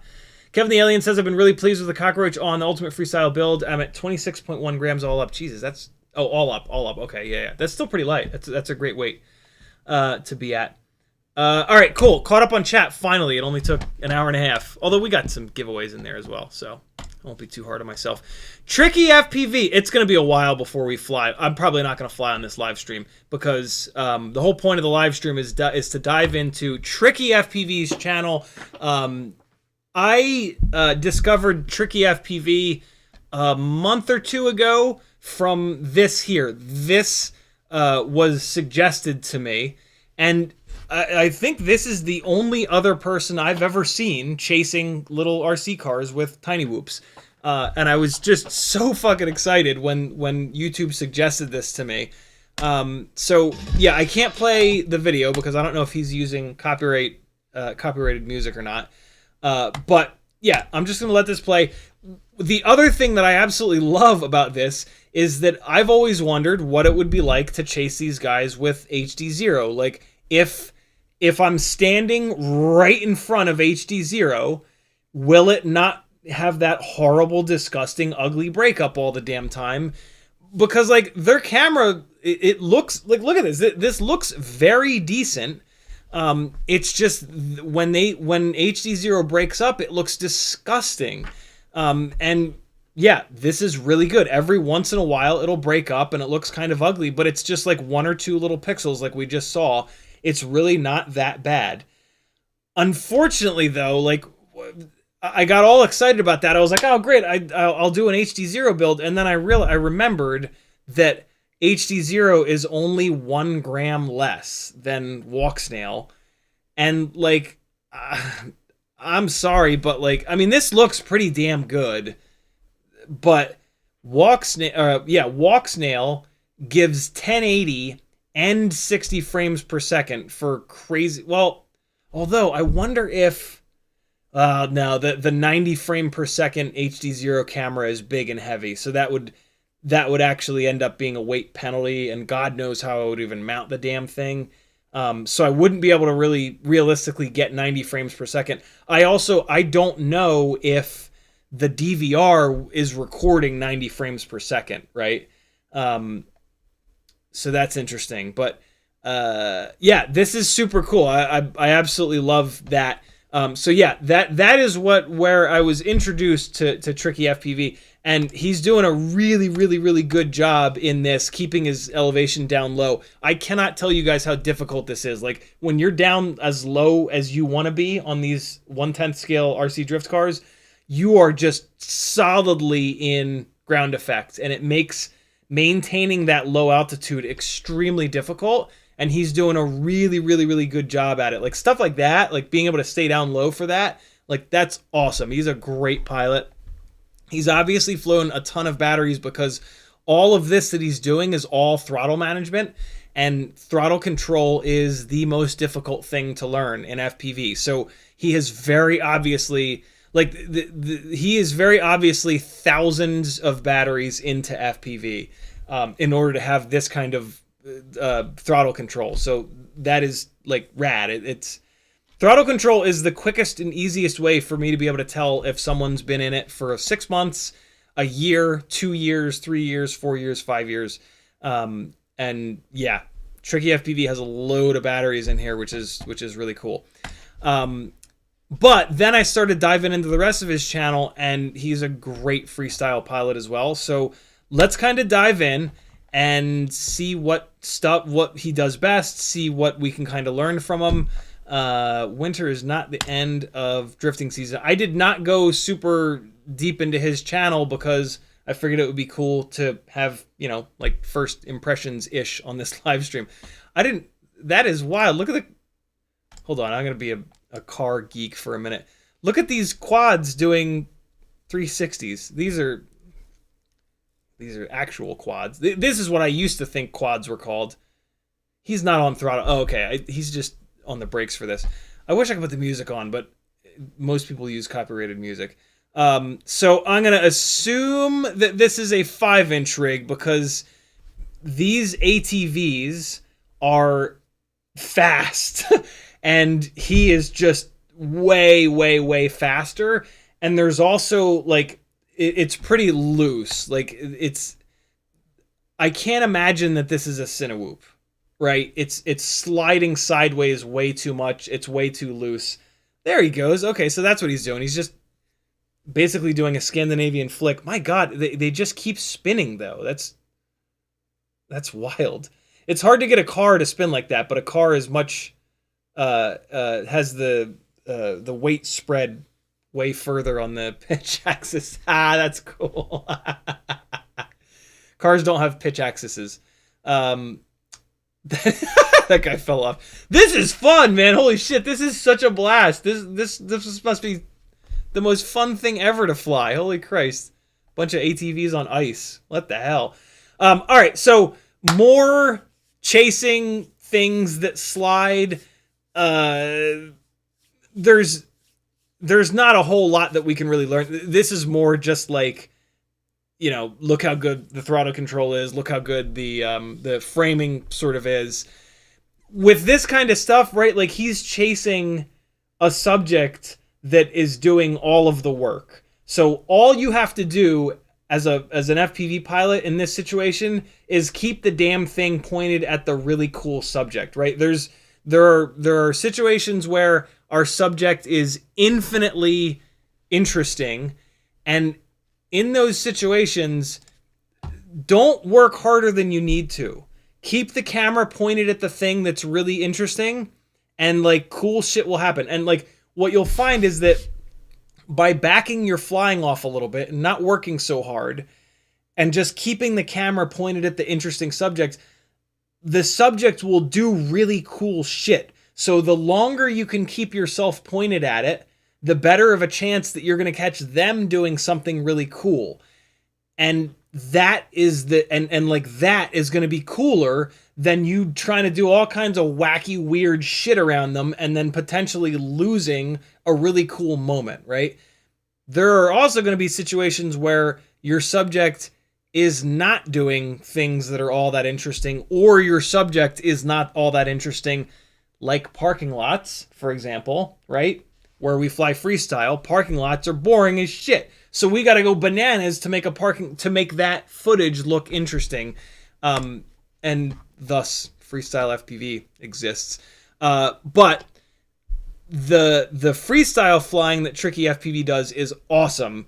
And I love to see that like he appears to have like some sort of a corporate job, and he's ripping around his office, which is so cool. I did that at Benefit Focus, the last real job that I had before going full time with this, and it's so cool, man. Flying like in a corporate building is just so sick. And when you're a really good pilot, it's that much cooler. So let's dive in here. This is his actual freestyle stuff. So this is HD 0. So this is a pretty what is he flying? This is a pretty heavy tiny whoop. If it's got a digital system on it, and it moves pretty good. I'm looking for like a big blast of throttle, maybe like a big throw to get a feeling for what motors. All right, so there we go. So you can see that he's full. Oh, I know. Hold on. Where is it? Here it is. So full throttle, and throw. And I mean, like, he did get it all the way up to the ceiling, but yeah, my guess is gonna be like 32,000, maybe 36,000 kV 702s, or maybe the Imoptera 802 33,000s. This Whoop has a pretty stout powertrain to be able to move the 5 gram weight penalty of HD0 around like this. All right, let's come back into this. So great orbits, really locked in on the orbits. Orbits are another way you can tell good pilots from great pilots, and he was locked on that. Awesome little yaw rotation there to get out of that table and then change the direction. This is a pretty, in my opinion, we should stop doing this when there is a tendency when you find yourself floating backwards like this to like want to throw something in there, and it's like always a roll, and it's just one of these like kind of overdone. This is not me tearing Tricky FPV apart. I do this too, and when I do it, I'm like, ugh. This is just FPV has been around for long enough that we've got stuff that's starting to kind of get overdone. And in my opinion, who am I? I'm just some shit on the internet, right? But in my personal opinion, this floating backwards and then throwing a roll in is just sort of like overdone. And like, I've been around for 8 years, right? I've seen like thousands and thousands of hours of freestyle flying. And that whole backwards throw a roll in thing is just something that I've seen thousands of times. And so personally, I think we should try to stop doing it because it's a little bit overdone. But again, what the fuck? Like, I'm just some stranger on the internet. And again, I do it too. I find myself doing it as well. I think it's much more impressive though, just to let the rig stall and then start going back forward and try to do it as like a rewind. What else do we have? Really good control. He's keeping the horizon pretty flat, which I really like. Another really nice locked in orbit. Really just in control and just super comfortable. Like, it takes a lot of batteries to get this comfortable on the sticks. There was a really nice up over the rafters throw that I missed. That I wanted to call out because it was hot. See, that little simple just backwards then forwards, in my opinion, is way cooler than that right there. But again, you do you, friends. Freestyle is a super subjective thing. Was that it? Nope, that wasn't it. That was his body power loop. Where the hell was it? Am I mistaken? Did I not see what I thought that I saw? I thought he did a big ass power loop up and cleared the rafters. Is this it? There it is. There it is. That's the one. That is dope. That is a big risk, big reward move right there. Because if you get that wrong, you're coming down from the fucking moon. That is dope. Yeah, that's just a dialed in power loop, man. That's like, you just have to do those. You just have to go through those and assume that you're going to hit it. Great little 1 minute edit. What else do we have? Office Lounge, Whoop Freestyle Session 1. Here we go. Here's some analog love. So now we've got a rig that's probably way lighter. We'll probably notice. Yeah. Look at how much extra float there is. Oh, big old, Jesus, that's a big gridded shelf. What was that, 6x6? Really cool little table work he's got going on here. Throw it up over. Yeah, nice and smooth. He's got the OSD on the screen, which you guys know drives me nuts. Oh, yeah, okay. All right, so there we go. So I was waiting for him to kind of dive into this stuff. So this is what I've been most impressed with of what I've watched from Tricky FPV, is that he's able to drop into these really tight quarters here, and like, that's dope, man. To just get into that little cube shelf thing there is impressive enough, but then he throws that power loop in, like, that is big time control. That is really, really hot shit. The ping pong table power loops are great. Oh, nice. And then that. All right. So this is something that you guys have seen me do. I don't typically see other people do it. All right. So something that I stole from one of the first like very cinematic freestyle pilots, whose name is escaping me right now, is that you can... So we tend to use all three axes all the time. We're yawing, we're rolling, we're pitching, we're doing all this shit all the time. And it's a lot, right? Like, and we see that when we show our flight footage to normal people, like for like 15 or 20 seconds, they're like, holy hell. And then like you can just see their eyes glaze over, and it's just like, it's just too much. And like, okay, turn it off, please, God. You can simplify it a little bit for those people, and at the same time, you can bring some like drama back into your flight footage, right? Like normal freestyle flying is just for 3 fucking minutes, like.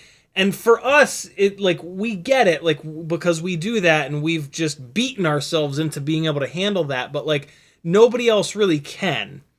And so one of the ways, and one of the things that happens is you lose this drama, right? Like when it's just constant chaos, there's not this like ebb and flow. There's not this rise and fall to your flying, right? And that's what I'm getting at with like the word drama. And so one thing that this pilot would do is like he would just cruise a dead straight line for like 10 seconds. And then he would explode into like 5 or 10 seconds of like hard freestyle flying. And then he would chill it back out and then just do something really chill. And you would have like this build up and release and build up and release. And that was, I'll never forget him kind of talking about that. And it's something that I started doing forever ago. One of the ways that you can do this without just tracing a dead straight line, he was able to trace a dead straight line because he was flying in really interesting locations. An office building is kind of interesting, but you kind of can't get away with that as much. What you can do is just give someone one axis. And that's what Tricky is doing here. And that's what, and I do this same kind of thing, which is basically a power loop into a Matty flip or a Matty flip into a power loop. And in doing that, you're going to give the viewer like 5 to 10 seconds of only the pitch axis. And like it's incredible, like the impact that actually has, right? And like for you as a pilot, it's really fun too, because you can just focus on the pitch axis. I mean, as long as you get it lined up, right? If you get it lined up off a little bit, you're going to have to throw a correction in. But I really, really, really love this. And this just I'm going to rewind a little bit. And like, this just lets the edit kind of breathe a little bit. Like, just think about that, right? Think about like the chaos of him flying around. And then when he goes into this pitch only, like, just notice that it just lets you kind of like take a step back for a second and just like chill out, right? So check this out. Now that I've kind of said that to you, just think about that, right? A lot going on, going into the tight gaps. This is going on here. We've got roll, yaw, big power loop. Awesome. Love it. Great. But now we're right. And like, I'm making it obvious by like shutting up, but you see what I mean? Like it just makes you almost stop and kind of focus on that one thing a little bit more, rather than the mayhem of trippy spins. Doing a trippy spin inside of an office building is pretty gnarly in itself. I hate trippy spins. You guys know that, but that like mad respect for being able to do that. Amazing use. Oh my God. Oh God, dude. Yeah, so great use. This is a good example. I don't know if I doubt that he planned this out, but this is just such a perfect, like, I'm in this spot. Look, this thing just lined up. Let's get into it. And then he stays with it, and he does a bunch of work here in this shelving unit. That is really cool. There's a little trick here. There's a little trick that he's taken advantage of here. Now, all right, let me break this down. This is really cool. I'm so glad that he did that. So when you're traveling forward and you've got up tilt, if you turn the rig around like this to fade backwards, if you keep the horizon flat and you turn the rig around like this by coordinating your sticks, right? It's going to be coming through here, and when you turn it like this, it's going to go this way a little bit, and then you're going to be turned around over here. If he had done that in that little tunnel that he was in inside of that shelf, he would have bashed into the side of the shelf. So if you want to track that perfectly, if you're in a situation where you're in a tunnel and if you deviate left or right, you're going to hit something, but you still want to look backwards in that way, if you noticed, when he rotated around, he was looking up. He didn't keep the horizon flat and rotate around because he wouldn't be able to. What he did is just use yaw. And if you just hold your rig and do that, you're going to be stood up like this. And if you just yaw around, it'll make a lot more sense when you watch that, because now look, that's where that upward camera angle came from. But the reason that he did that is because he had to. If he'd thrown a coordinated rotation around, he would not have made it through that tunnel. So if you ever want to keep an absolutely dead straight line, but start looking backwards and flying backwards, all you have to do is forget about the roll and just put in yaw. And by just putting that yaw in, like, think about what the propellers are doing. They're just doing the same damn thing. There's nothing that's going to push this to the side. It's just going to rotate and keep flying forward. The line of sight guys do this a lot, right? Like, they use a lot of yaw and they do those crazy, like, cyclones and shit like that. But, like, you'll see the line of sight guys fly a straight line and just do, like, 7 or 8 yaw rotations. And I think it looks really, really, really cool. And I'll never forget, the very first rig I had was actually a line of sight rig. And when I figured out how to do that, I like kind of just stored it away. And then when I started flying FPV, I was like, oh, what would that look like through the camera? When I was flying the line of sight rig, I had like these dreams of, I was unemployed. I was very broke at the time. And I just had like these dreams of like, someday I'll be able to get an FPV rig. It'll be amazing. And like, because, you know, coming from like going to college for film, and doing photography for almost 15 years, I'm very, you know, like camera platform oriented. I don't know. So with the line of sight rig, a lot of what I was thinking about when I was flying is like, I wonder what that would look like with a camera on it someday. And so yeah, that is really, really, really cool. I gotta see that again. That was really, really slick. And then he just does so see, and it see how he's looking up, right? He's just using yaw. All he does is yaw left. And then once he has it all the way back around, he pitches it back forward. Ready? Yaw, pitch.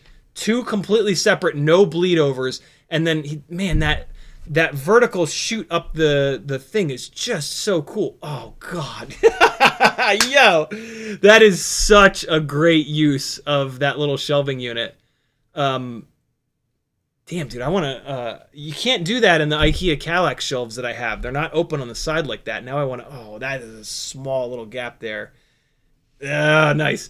That I would have loved to have seen that as a big-ass power loop, but that would have been really, really tough. And this, I don't get the feeling that this rig has a lot of power. That was a big chunk of prop wash there, that a more powerful, like 32,000 kV, 36,000, even 30,000 kV motor would have pretty easily eaten that up, even on stock PIDs. So this is probably a little bit of a lower power. Oh, that's so cool. I love that little... So this is that same yaw rotation, right? Look how it rotates, and now we're looking up at the ceiling, and such a cool little ending to that is to throw it into either a power loop or just a big back throw, and then that little rotation out. That is a really, really cool little movement that I'm a big fan of as well. I want to see this guy on an analog rig with big power motors. because although what I will say is this having slightly lower powered motors is giving him better throttle resolution, which makes some of this stuff, like the precision of this stuff, a little bit easier. Admittedly, I'll bet you that was not on purpose. Yeah, you can see it. You can see the little correction. Here's a little happy accident for the day of it going through there. That's awesome. Quick recovery. What a cool spot to fly, man. Man, it is so cool to see really good pilots fly at in really interesting spots. Yeah, CiottiFPV's on fire, man. This guy is great. It is 11:58. Let's do one or two more. We are not going to fly. What was the what did I put into the t-shirt giveaway? Oh, mailbag. Hold on.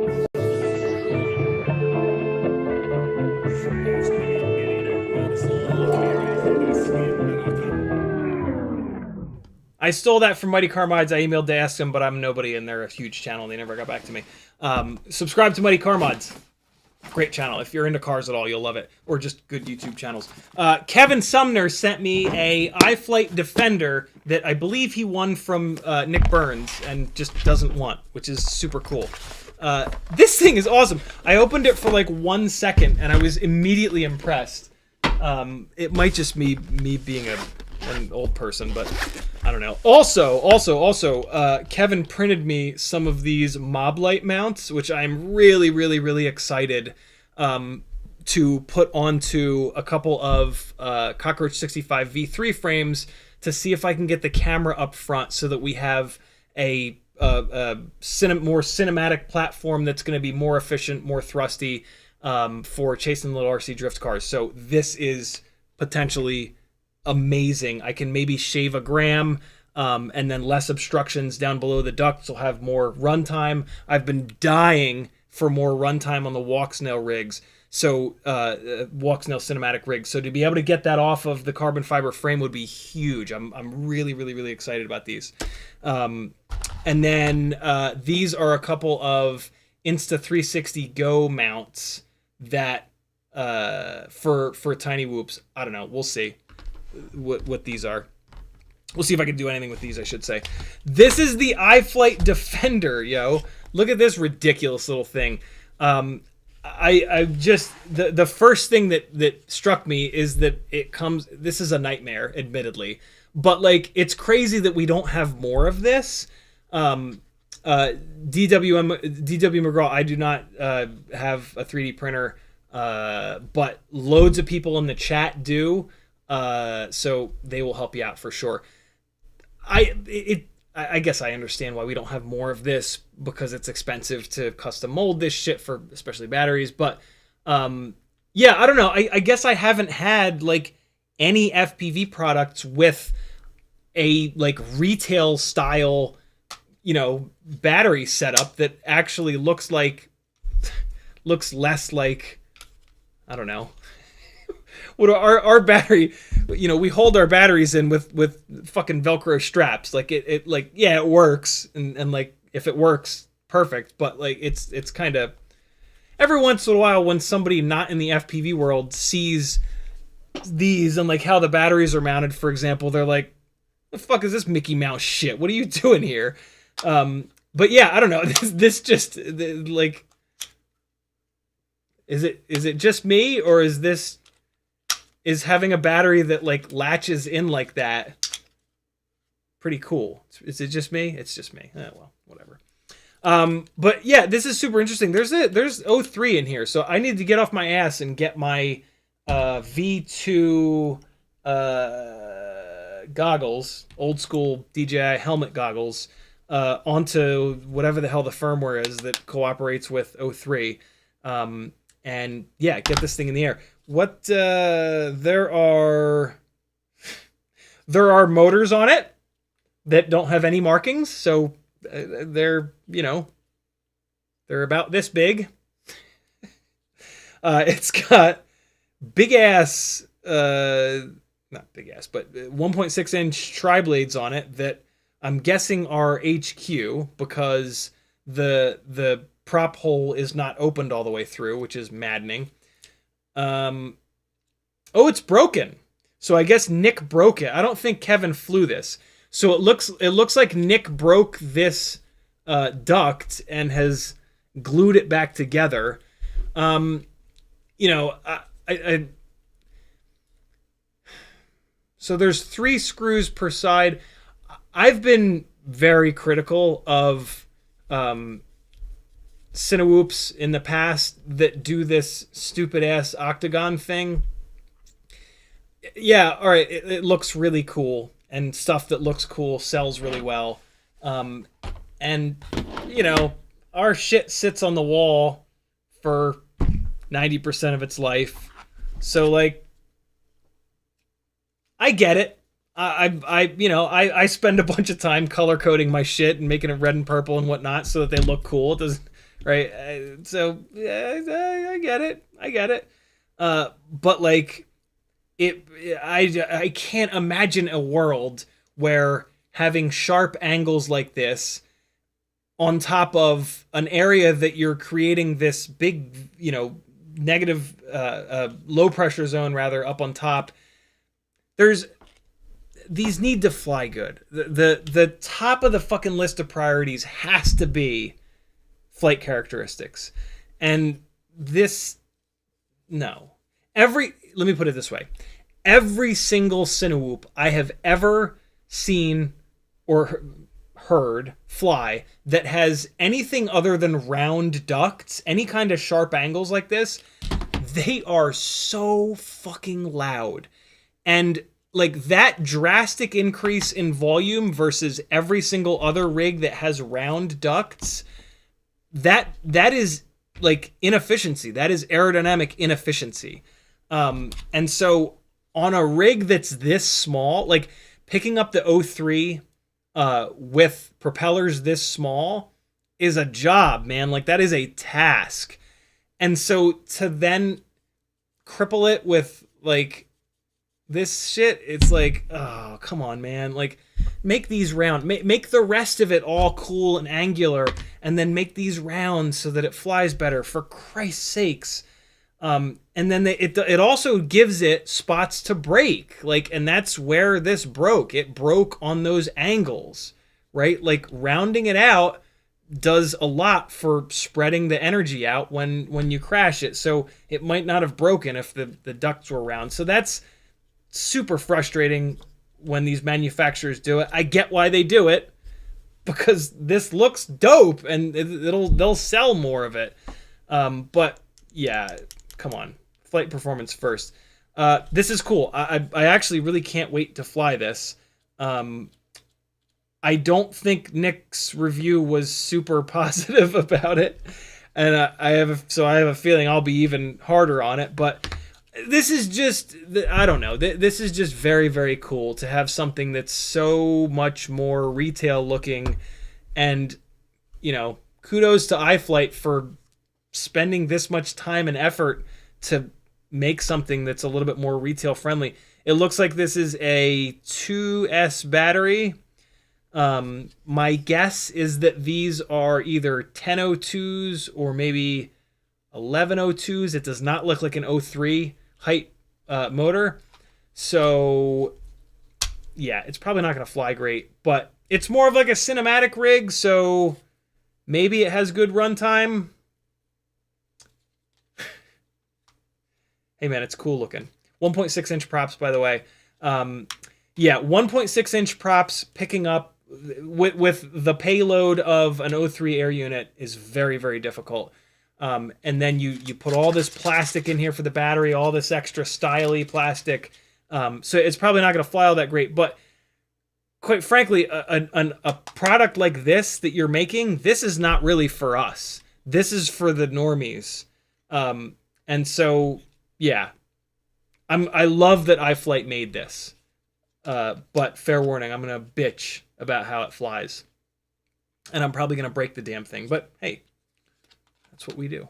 And then we tell you about it. So Kevin, thank you for sending this, man. Very, very cool. I'm looking forward to flying it. This will be one of the first O3 air unit rigs that I've ever flown, and that'll be cool. Looks like there's also a, with these wacky looking specific batteries with these little pins in it for the power, you've got to now have a specific charger for it. So there's one of those in here. and then stickers and manual and all that nonsense. So yeah, this will be interesting. I have a feeling I know where it's going to go. Custom cut foam and cool case. This, for somebody for like a friend of yours that's kind of interested in FPV, but no, don't buy this for that person. I don't know who this is for. You guys know, I always try to figure out, like, even if it's a product that I don't necessarily like or you know, I think it's going to fly terrible, I always take the time and put the extra effort in to say, like, look, this is for this person, and this person. I don't know who this is for. I would love to see this sitting on a fucking shelf at Target or Walmart, though, right? So small that, like, nobody's going to get hurt. I don't know who this is for. Maybe after I fly it, I'll know the answer to that. But I'm glad that it exists. I'm glad that this product exists. I just don't know who it's a really good fit for. Maybe that's it. Maybe it's just a good fit for the normies, and they see it sitting on a shelf. It's fucking cool looking, and they get it, and they get into FPV, right? Like, that's awesome. Here's some specs on it. 2S, I was right. ELRS, ooh, it's not for the beginners. It's definitely not meant to be on a fucking store shelf at Target or Walmart, that's for sure. Yeah, so this is... if it came with a transmitter that was pre-bound, maybe. But this box with ELRS in it, ooh, no, that's not for a new person. That's for a person that's got a lot of patience, and that's not somebody that hasn't flown FPV before. So yeah, interesting products. I love that it exists. Maybe after I fly it, I'll have a better idea of who it's for. Who's it for? Anybody? Can you guys think of the specific person that this product is for? I can't. Back to Tricky FPV. This is the big thing that I wanted to dive into, and we've only watched a few of his videos. Let's. We're not going to do any more of the drifting stuff. He's obviously an awesome pilot with great throttle control. Drifting is really just about throttle control. Point the camera at the thing doing something awesome and don't smash into it or the ground. That is like 80-90% throttle control. And we've all seen loads of drifting. Somebody said check out the half pipe video. That is this. So this is the HD0 Tiny Whoop. His HD0 Tiny Whoop seems to have roughly the same... Oh, fucking A, that's cool. Seems to have roughly the same power to weight ratio as his analog Tiny Whoop, which is kind of interesting. I wonder if he did that on purpose. I don't know if I've ever seen someone... I've always like wanted to do this, but I've just never done it. I think there are a couple skate parks here. I don't know if I've ever seen anybody get this low to the ground and really just pretend like they're a goddamn skater. This is really cool. I'm sure that people have, but I don't watch a lot of freestyle FPV footage anymore because I've been into FPV for too goddamn long. But this is super cool. And it's also really cool to see this with a... You know what it is? I don't think I've ever seen a Tiny Whoop at a skate park like this. It's always bigger quads. And with bigger stuff, it's really hard to do this. It's really hard to get this close to the actual half pipe and use it as if you're a skateboard. This is super cool, man. Even though he's just doing use, look, the subject is interesting, right? It's a half pipe. It's got some cool, like, three-dimensionality to it, and then there's a shitload of really cool graffiti. So he doesn't have to work super hard to make something that's really fun to watch. This is awesome.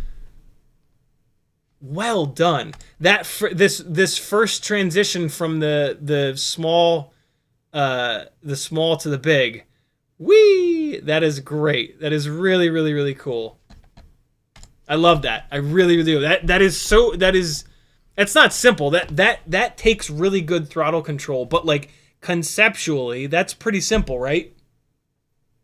And it looks awesome. We don't always have to work super, super, super hard, right? If you got an interesting subject, you can let the subject do some of the work and just fly. HD01S Moblite 7. Here we go. So now we're into 75 millimeter motor-to-motor stuff. I wonder if that's why... I wonder if this is what he's been flying the whole time. I wonder if this is his HD0 rig. And the reason why it looks like it has good power-to-weight ratio is because it's on the bigger props. Yeah, this is the same rig. Okay, so this is his HD0 rig. So he's got a Moblite 7 that is on HD0. Love it. I think they might even sell that. All right, so I just, for some reason, assumed that he was flying a 65 millimeter rig. This now makes sense. It's got more carry. Oh, I love it. Do a power loop. It's really hard to do a power loop through a long... Oh, is he working up to it? Get it. Oh, come on. We need it. We need it. We need it. I don't know if it's possible to do it in there. You would have to, in order to do it, you'd have to stop. It would be a kind of an ugly power loop because you would pitch up like this, and then when you got to about here, you'd have to stop. So the power loop would be like, and at that, I mean, you could kind of argue that at that point it's not really a power loop. It kind of is. But yeah, okay. So he's flying a 75 millimeter rig. That makes a lot of sense. That makes a lot of sense. Now that I know that, yeah, the power to weight ratio thing is, I'm even more impressed because the 75 mil rigs are so much harder to do this real proximity stuff because of the extra weight. So this, yeah, I am even more impressed with his flying now from it being a heavier rig. Although I know that the Moblite is a very lightweight rig, so that definitely helps. But I mean, just going to the bigger props, bigger motors, it all adds up. It all adds a bunch of extra weight, which makes it more difficult to control that momentum, that slide in these really technical spaces. This is awesome, man. Great pilot. Oh, diving the Austrian Alps. Come on. He lives somewhere that's really pretty. Fuck you. Oh, man, that's really cool. Let's do one more. It's 12:15. Let's do one more and we'll wrap it up. Bunch of drift chasing stuff. Very, very cool. I don't see... The first video of his that I saw was him just railing in that little office, and I'm not seeing it. But he's got a show reel, so we're gonna end on that. That's just the perfect thing to end on. I'm gonna put my own music on top of this because I'm sure it deserves some sort of music rather than my big dumb voice. So hold on. We're just gonna enjoy this together. I'm sure this is gonna be rad. Good. Good little song. Here we go, friends. Tricky FPV. I'm impressed, man. Great stuff. Keep going, my friend.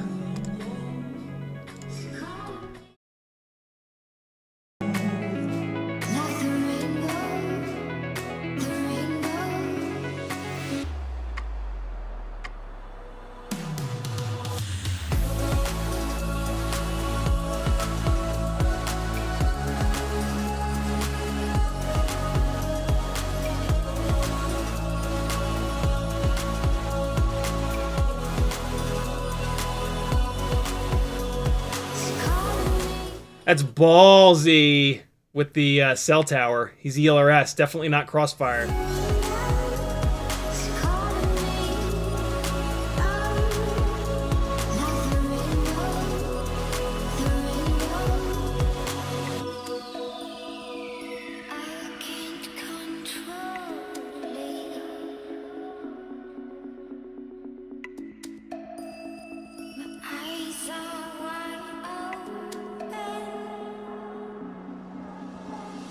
Calling me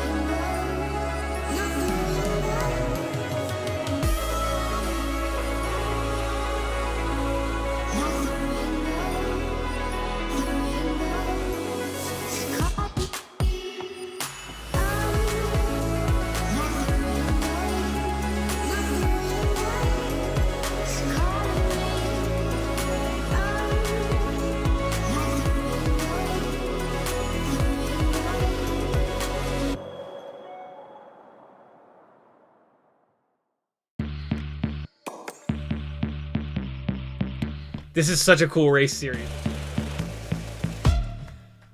All right, so that was dope. Here, hold on. I gotta drop the link to that in the chat so that you guys can watch that with his music. Because I'm sure. Oh, it just restarted. Hold on. Here we go. All right, here's the link in the chat. Go watch that with his music. It'll be significantly better because everything will line up to the music. Look, when you're flying in places that are really interesting, just relax. Like it's so funny. Like seeing early. No, I was just yelling and screaming for fun. I wanted to keep the music going for you guys. It's really funny. Like the inexperienced FPV pilots that have it's like Dunning-Kruger. Like you start to get good and then like you think you're really good, but you're not actually that good, but you think you're really good.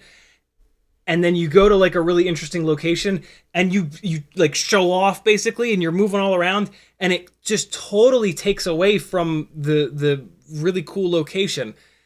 This is such a perfect example of just show the location. Like use the fact that it's an FPV drone, like the way for what FPV drones do best, right? Which is basically losing the horizon, right? Mavics all just lock the horizon and that's that. So like use it as an FPV drone and fly it like a fighter jet, but relax. And this is a beautiful example of that, of just showing the scenery, letting the scenery do the work, and just being there rather than like trying to be an overachiever and make something extra when it doesn't really need to be. Does that make sense? That showreel has so many examples of that. He obviously got a big gig with this company Jolly Room, which is amazing. That automated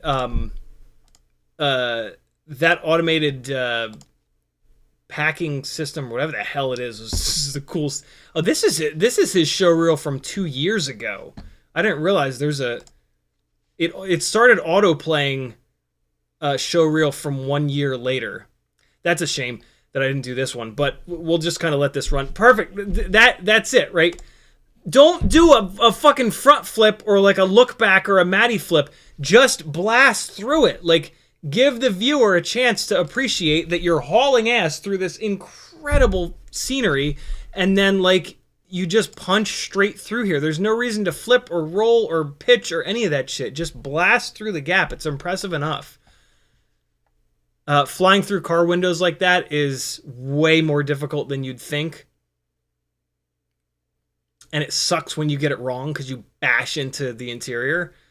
Yeah, drift cars are an awesome example. Oh, that's cool. Drift cars are a great example. Oh my god, he got close on that. Chasing some wangs, very cool. When I watch people chase drift cars at this point, I'm barely paying attention to the flying, and I'm just looking at what the car's up to. And I'm trying to look at like what parts are on the car and shit like that. Really, really, really cool stuff. See, look, just like with the solar panels. All right, this is a perfect example of what I was just saying, right? So, super interesting location. Just fly a straight line. You don't need to do any more than just fly a straight line in here, right? Solar panels, not quite as interesting, so start to add in some yaw, some rotation, and kind of make some stuff happen. Oh man, look at this.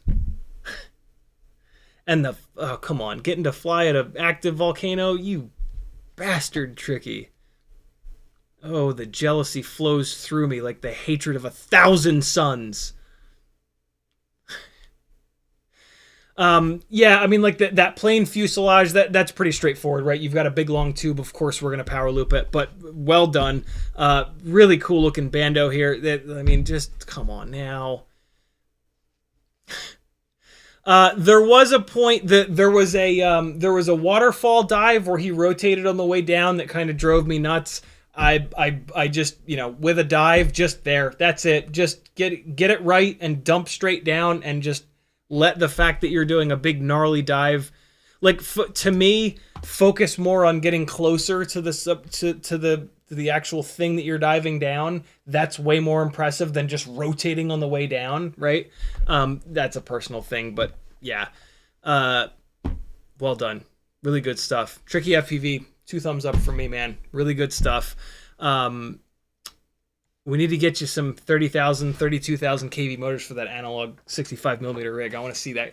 I want to see this guy with a big, nasty, powerful 65. I can't imagine what he'd be able to do in that office with a really lightweight, really powerful Ultimate Freestyle Tiny Whoop. That'd be cool. Thanks for putting all the effort into the edits and shit, man. It's very, very cool for you to give us some awesome stuff to watch. I'm going to wrap it up, my friends. Thanks for hanging. This has been a long one, and I'm starving. I gotta go have some eat. Get some food. I missed a ton of the chat. I apologize for that.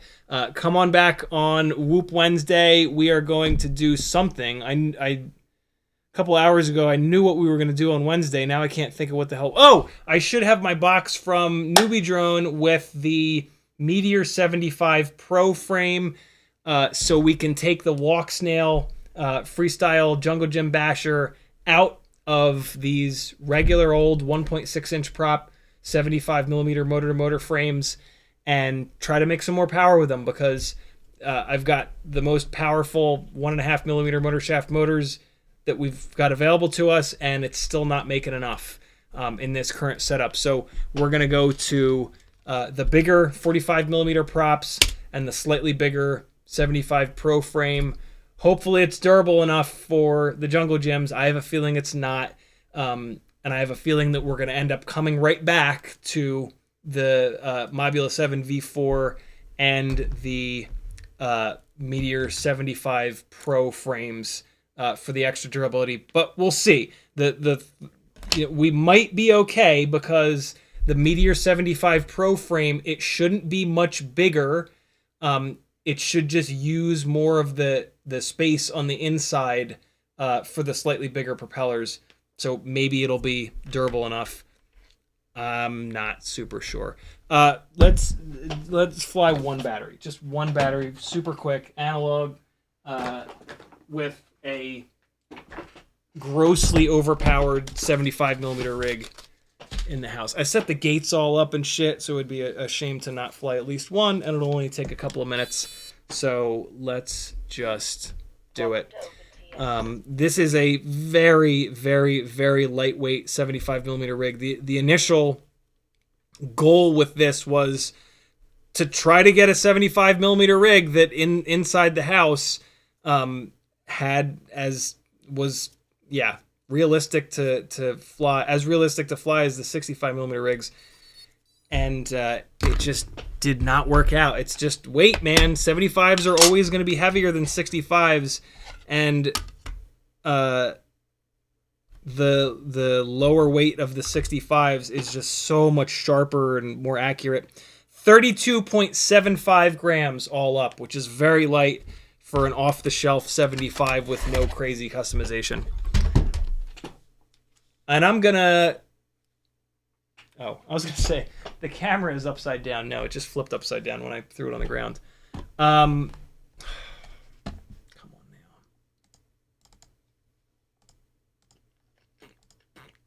Hold on. Oh man, the RX is not working for some reason. Maybe it's because I restarted the computer, unplugging, plugging it back in. Hopefully that brings it to life. Let's see. There it is. And good to go.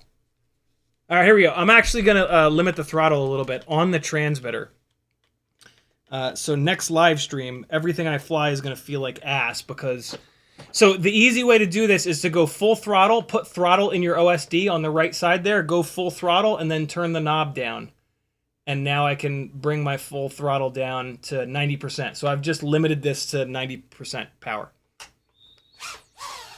Oh my god. Oh my god. Oh god. It's just so much. It's so much. Oh god, easy! Do not kill.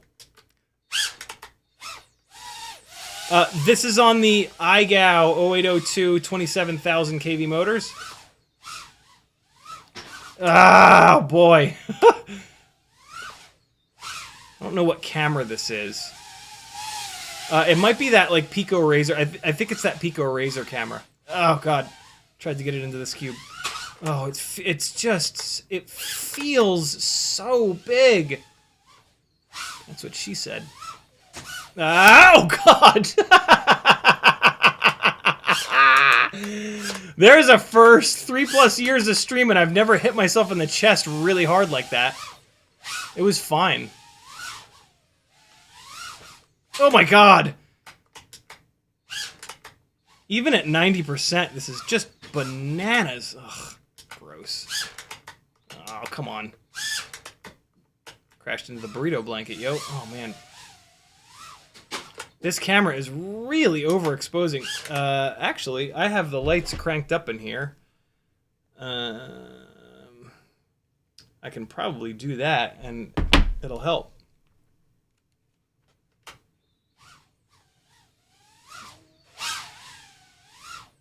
This is also on an X12. This is just a Mobula 7 1S. I didn't need to disarm. This is just a Mobula 7 1S with a motor swap and BT 2.0. Ah! Oh, that's never good. Never what you want to see happen in the middle of a battery. Let's see if it did. This is the way that my other X12 died. The VTX shit the bed. And this is the... Nope.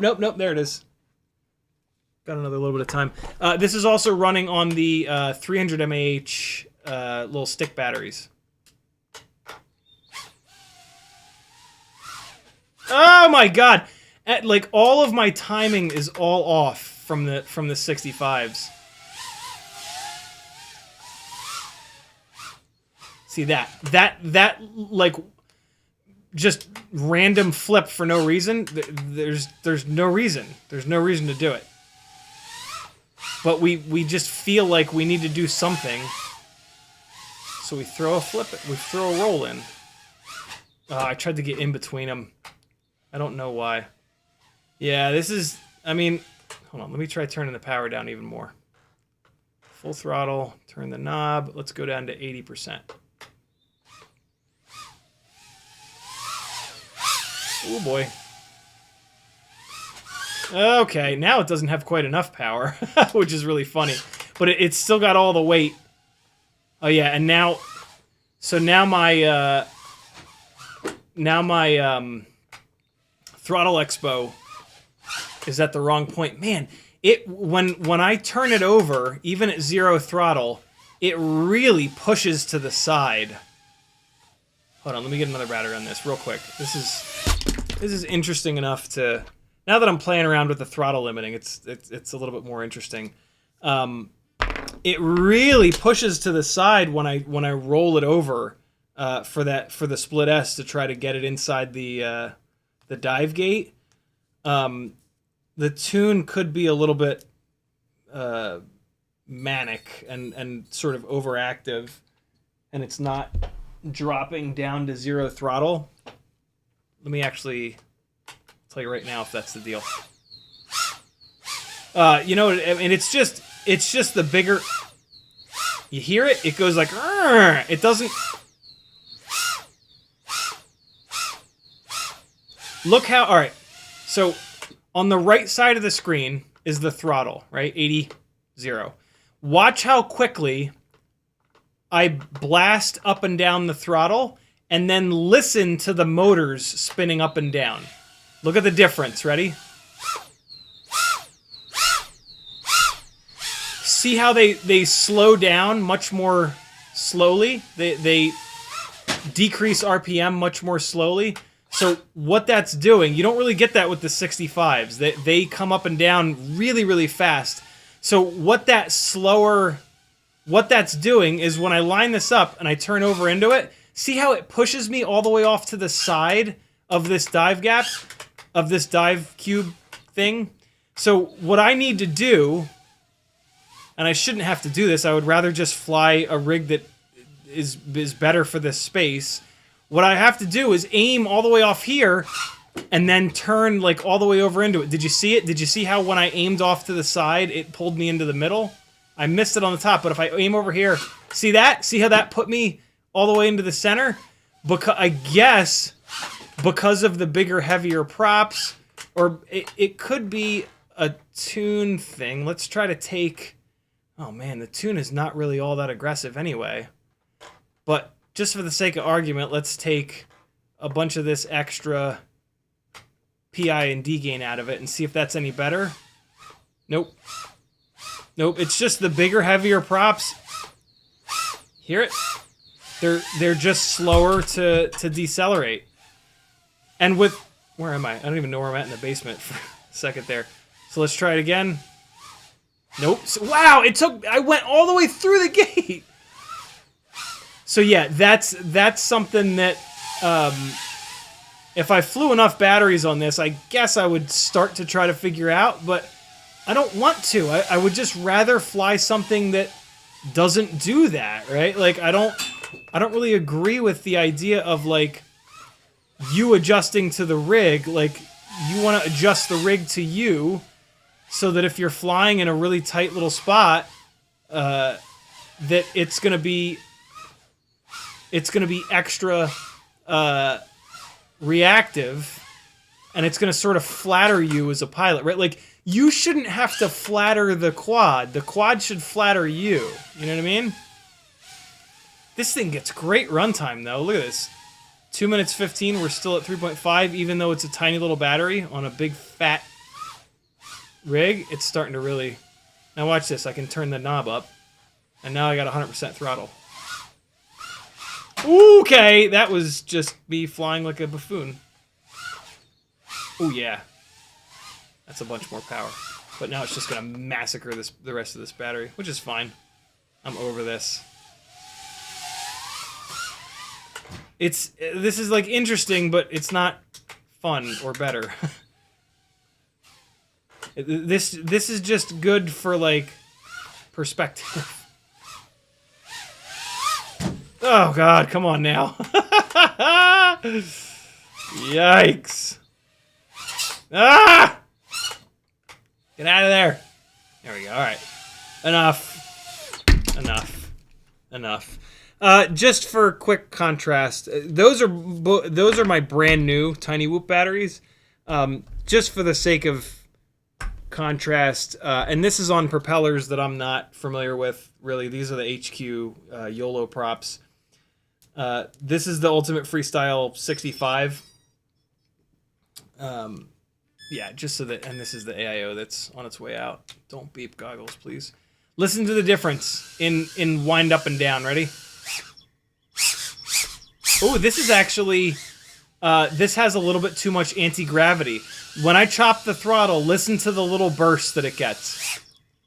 Oh, nope, now it's done. It's fine now that the battery sagged down a little bit, but you can hear it, right? You can hear how quick it spins down.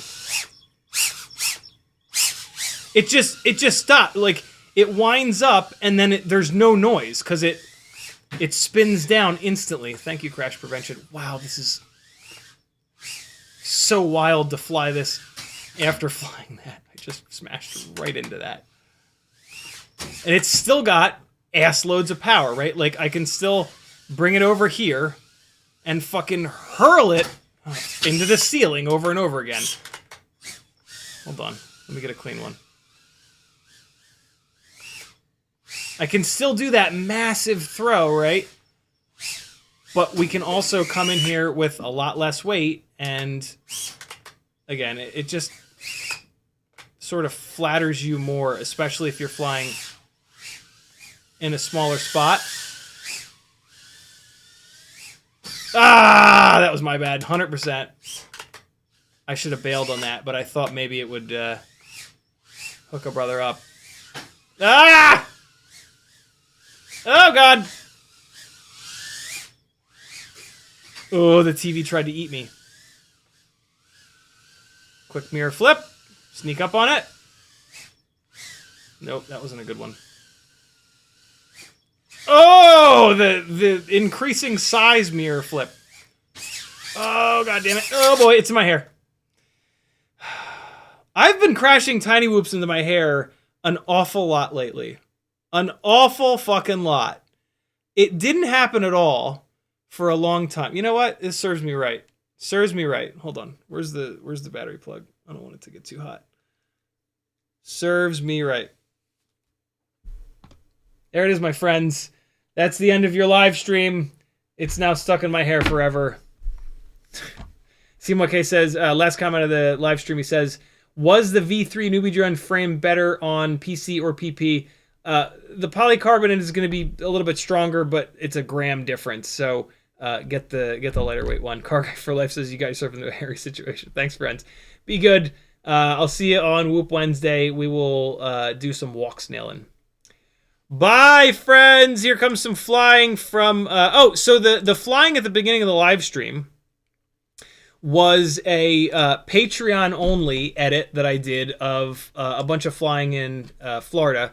I did some, like, color grade off and on stuff, and yeah. So this is one of the many videos that you get for joining my Patreon for as little as $3 a month, which is 10 cents a day. Do it. You get to watch this full extended cut. It's like 7 minutes of stuff that didn't make it into the full Florida edit from a couple years ago. And yes, these are HD3s. Be good, my friends. Here's a little bit more from that edit with just some random music over top. I'm going to just leave this tiny whoop here forever. It'll still be there on Wednesday. Wish I could sleep with it in there. That'd be hysterical. Bye-bye!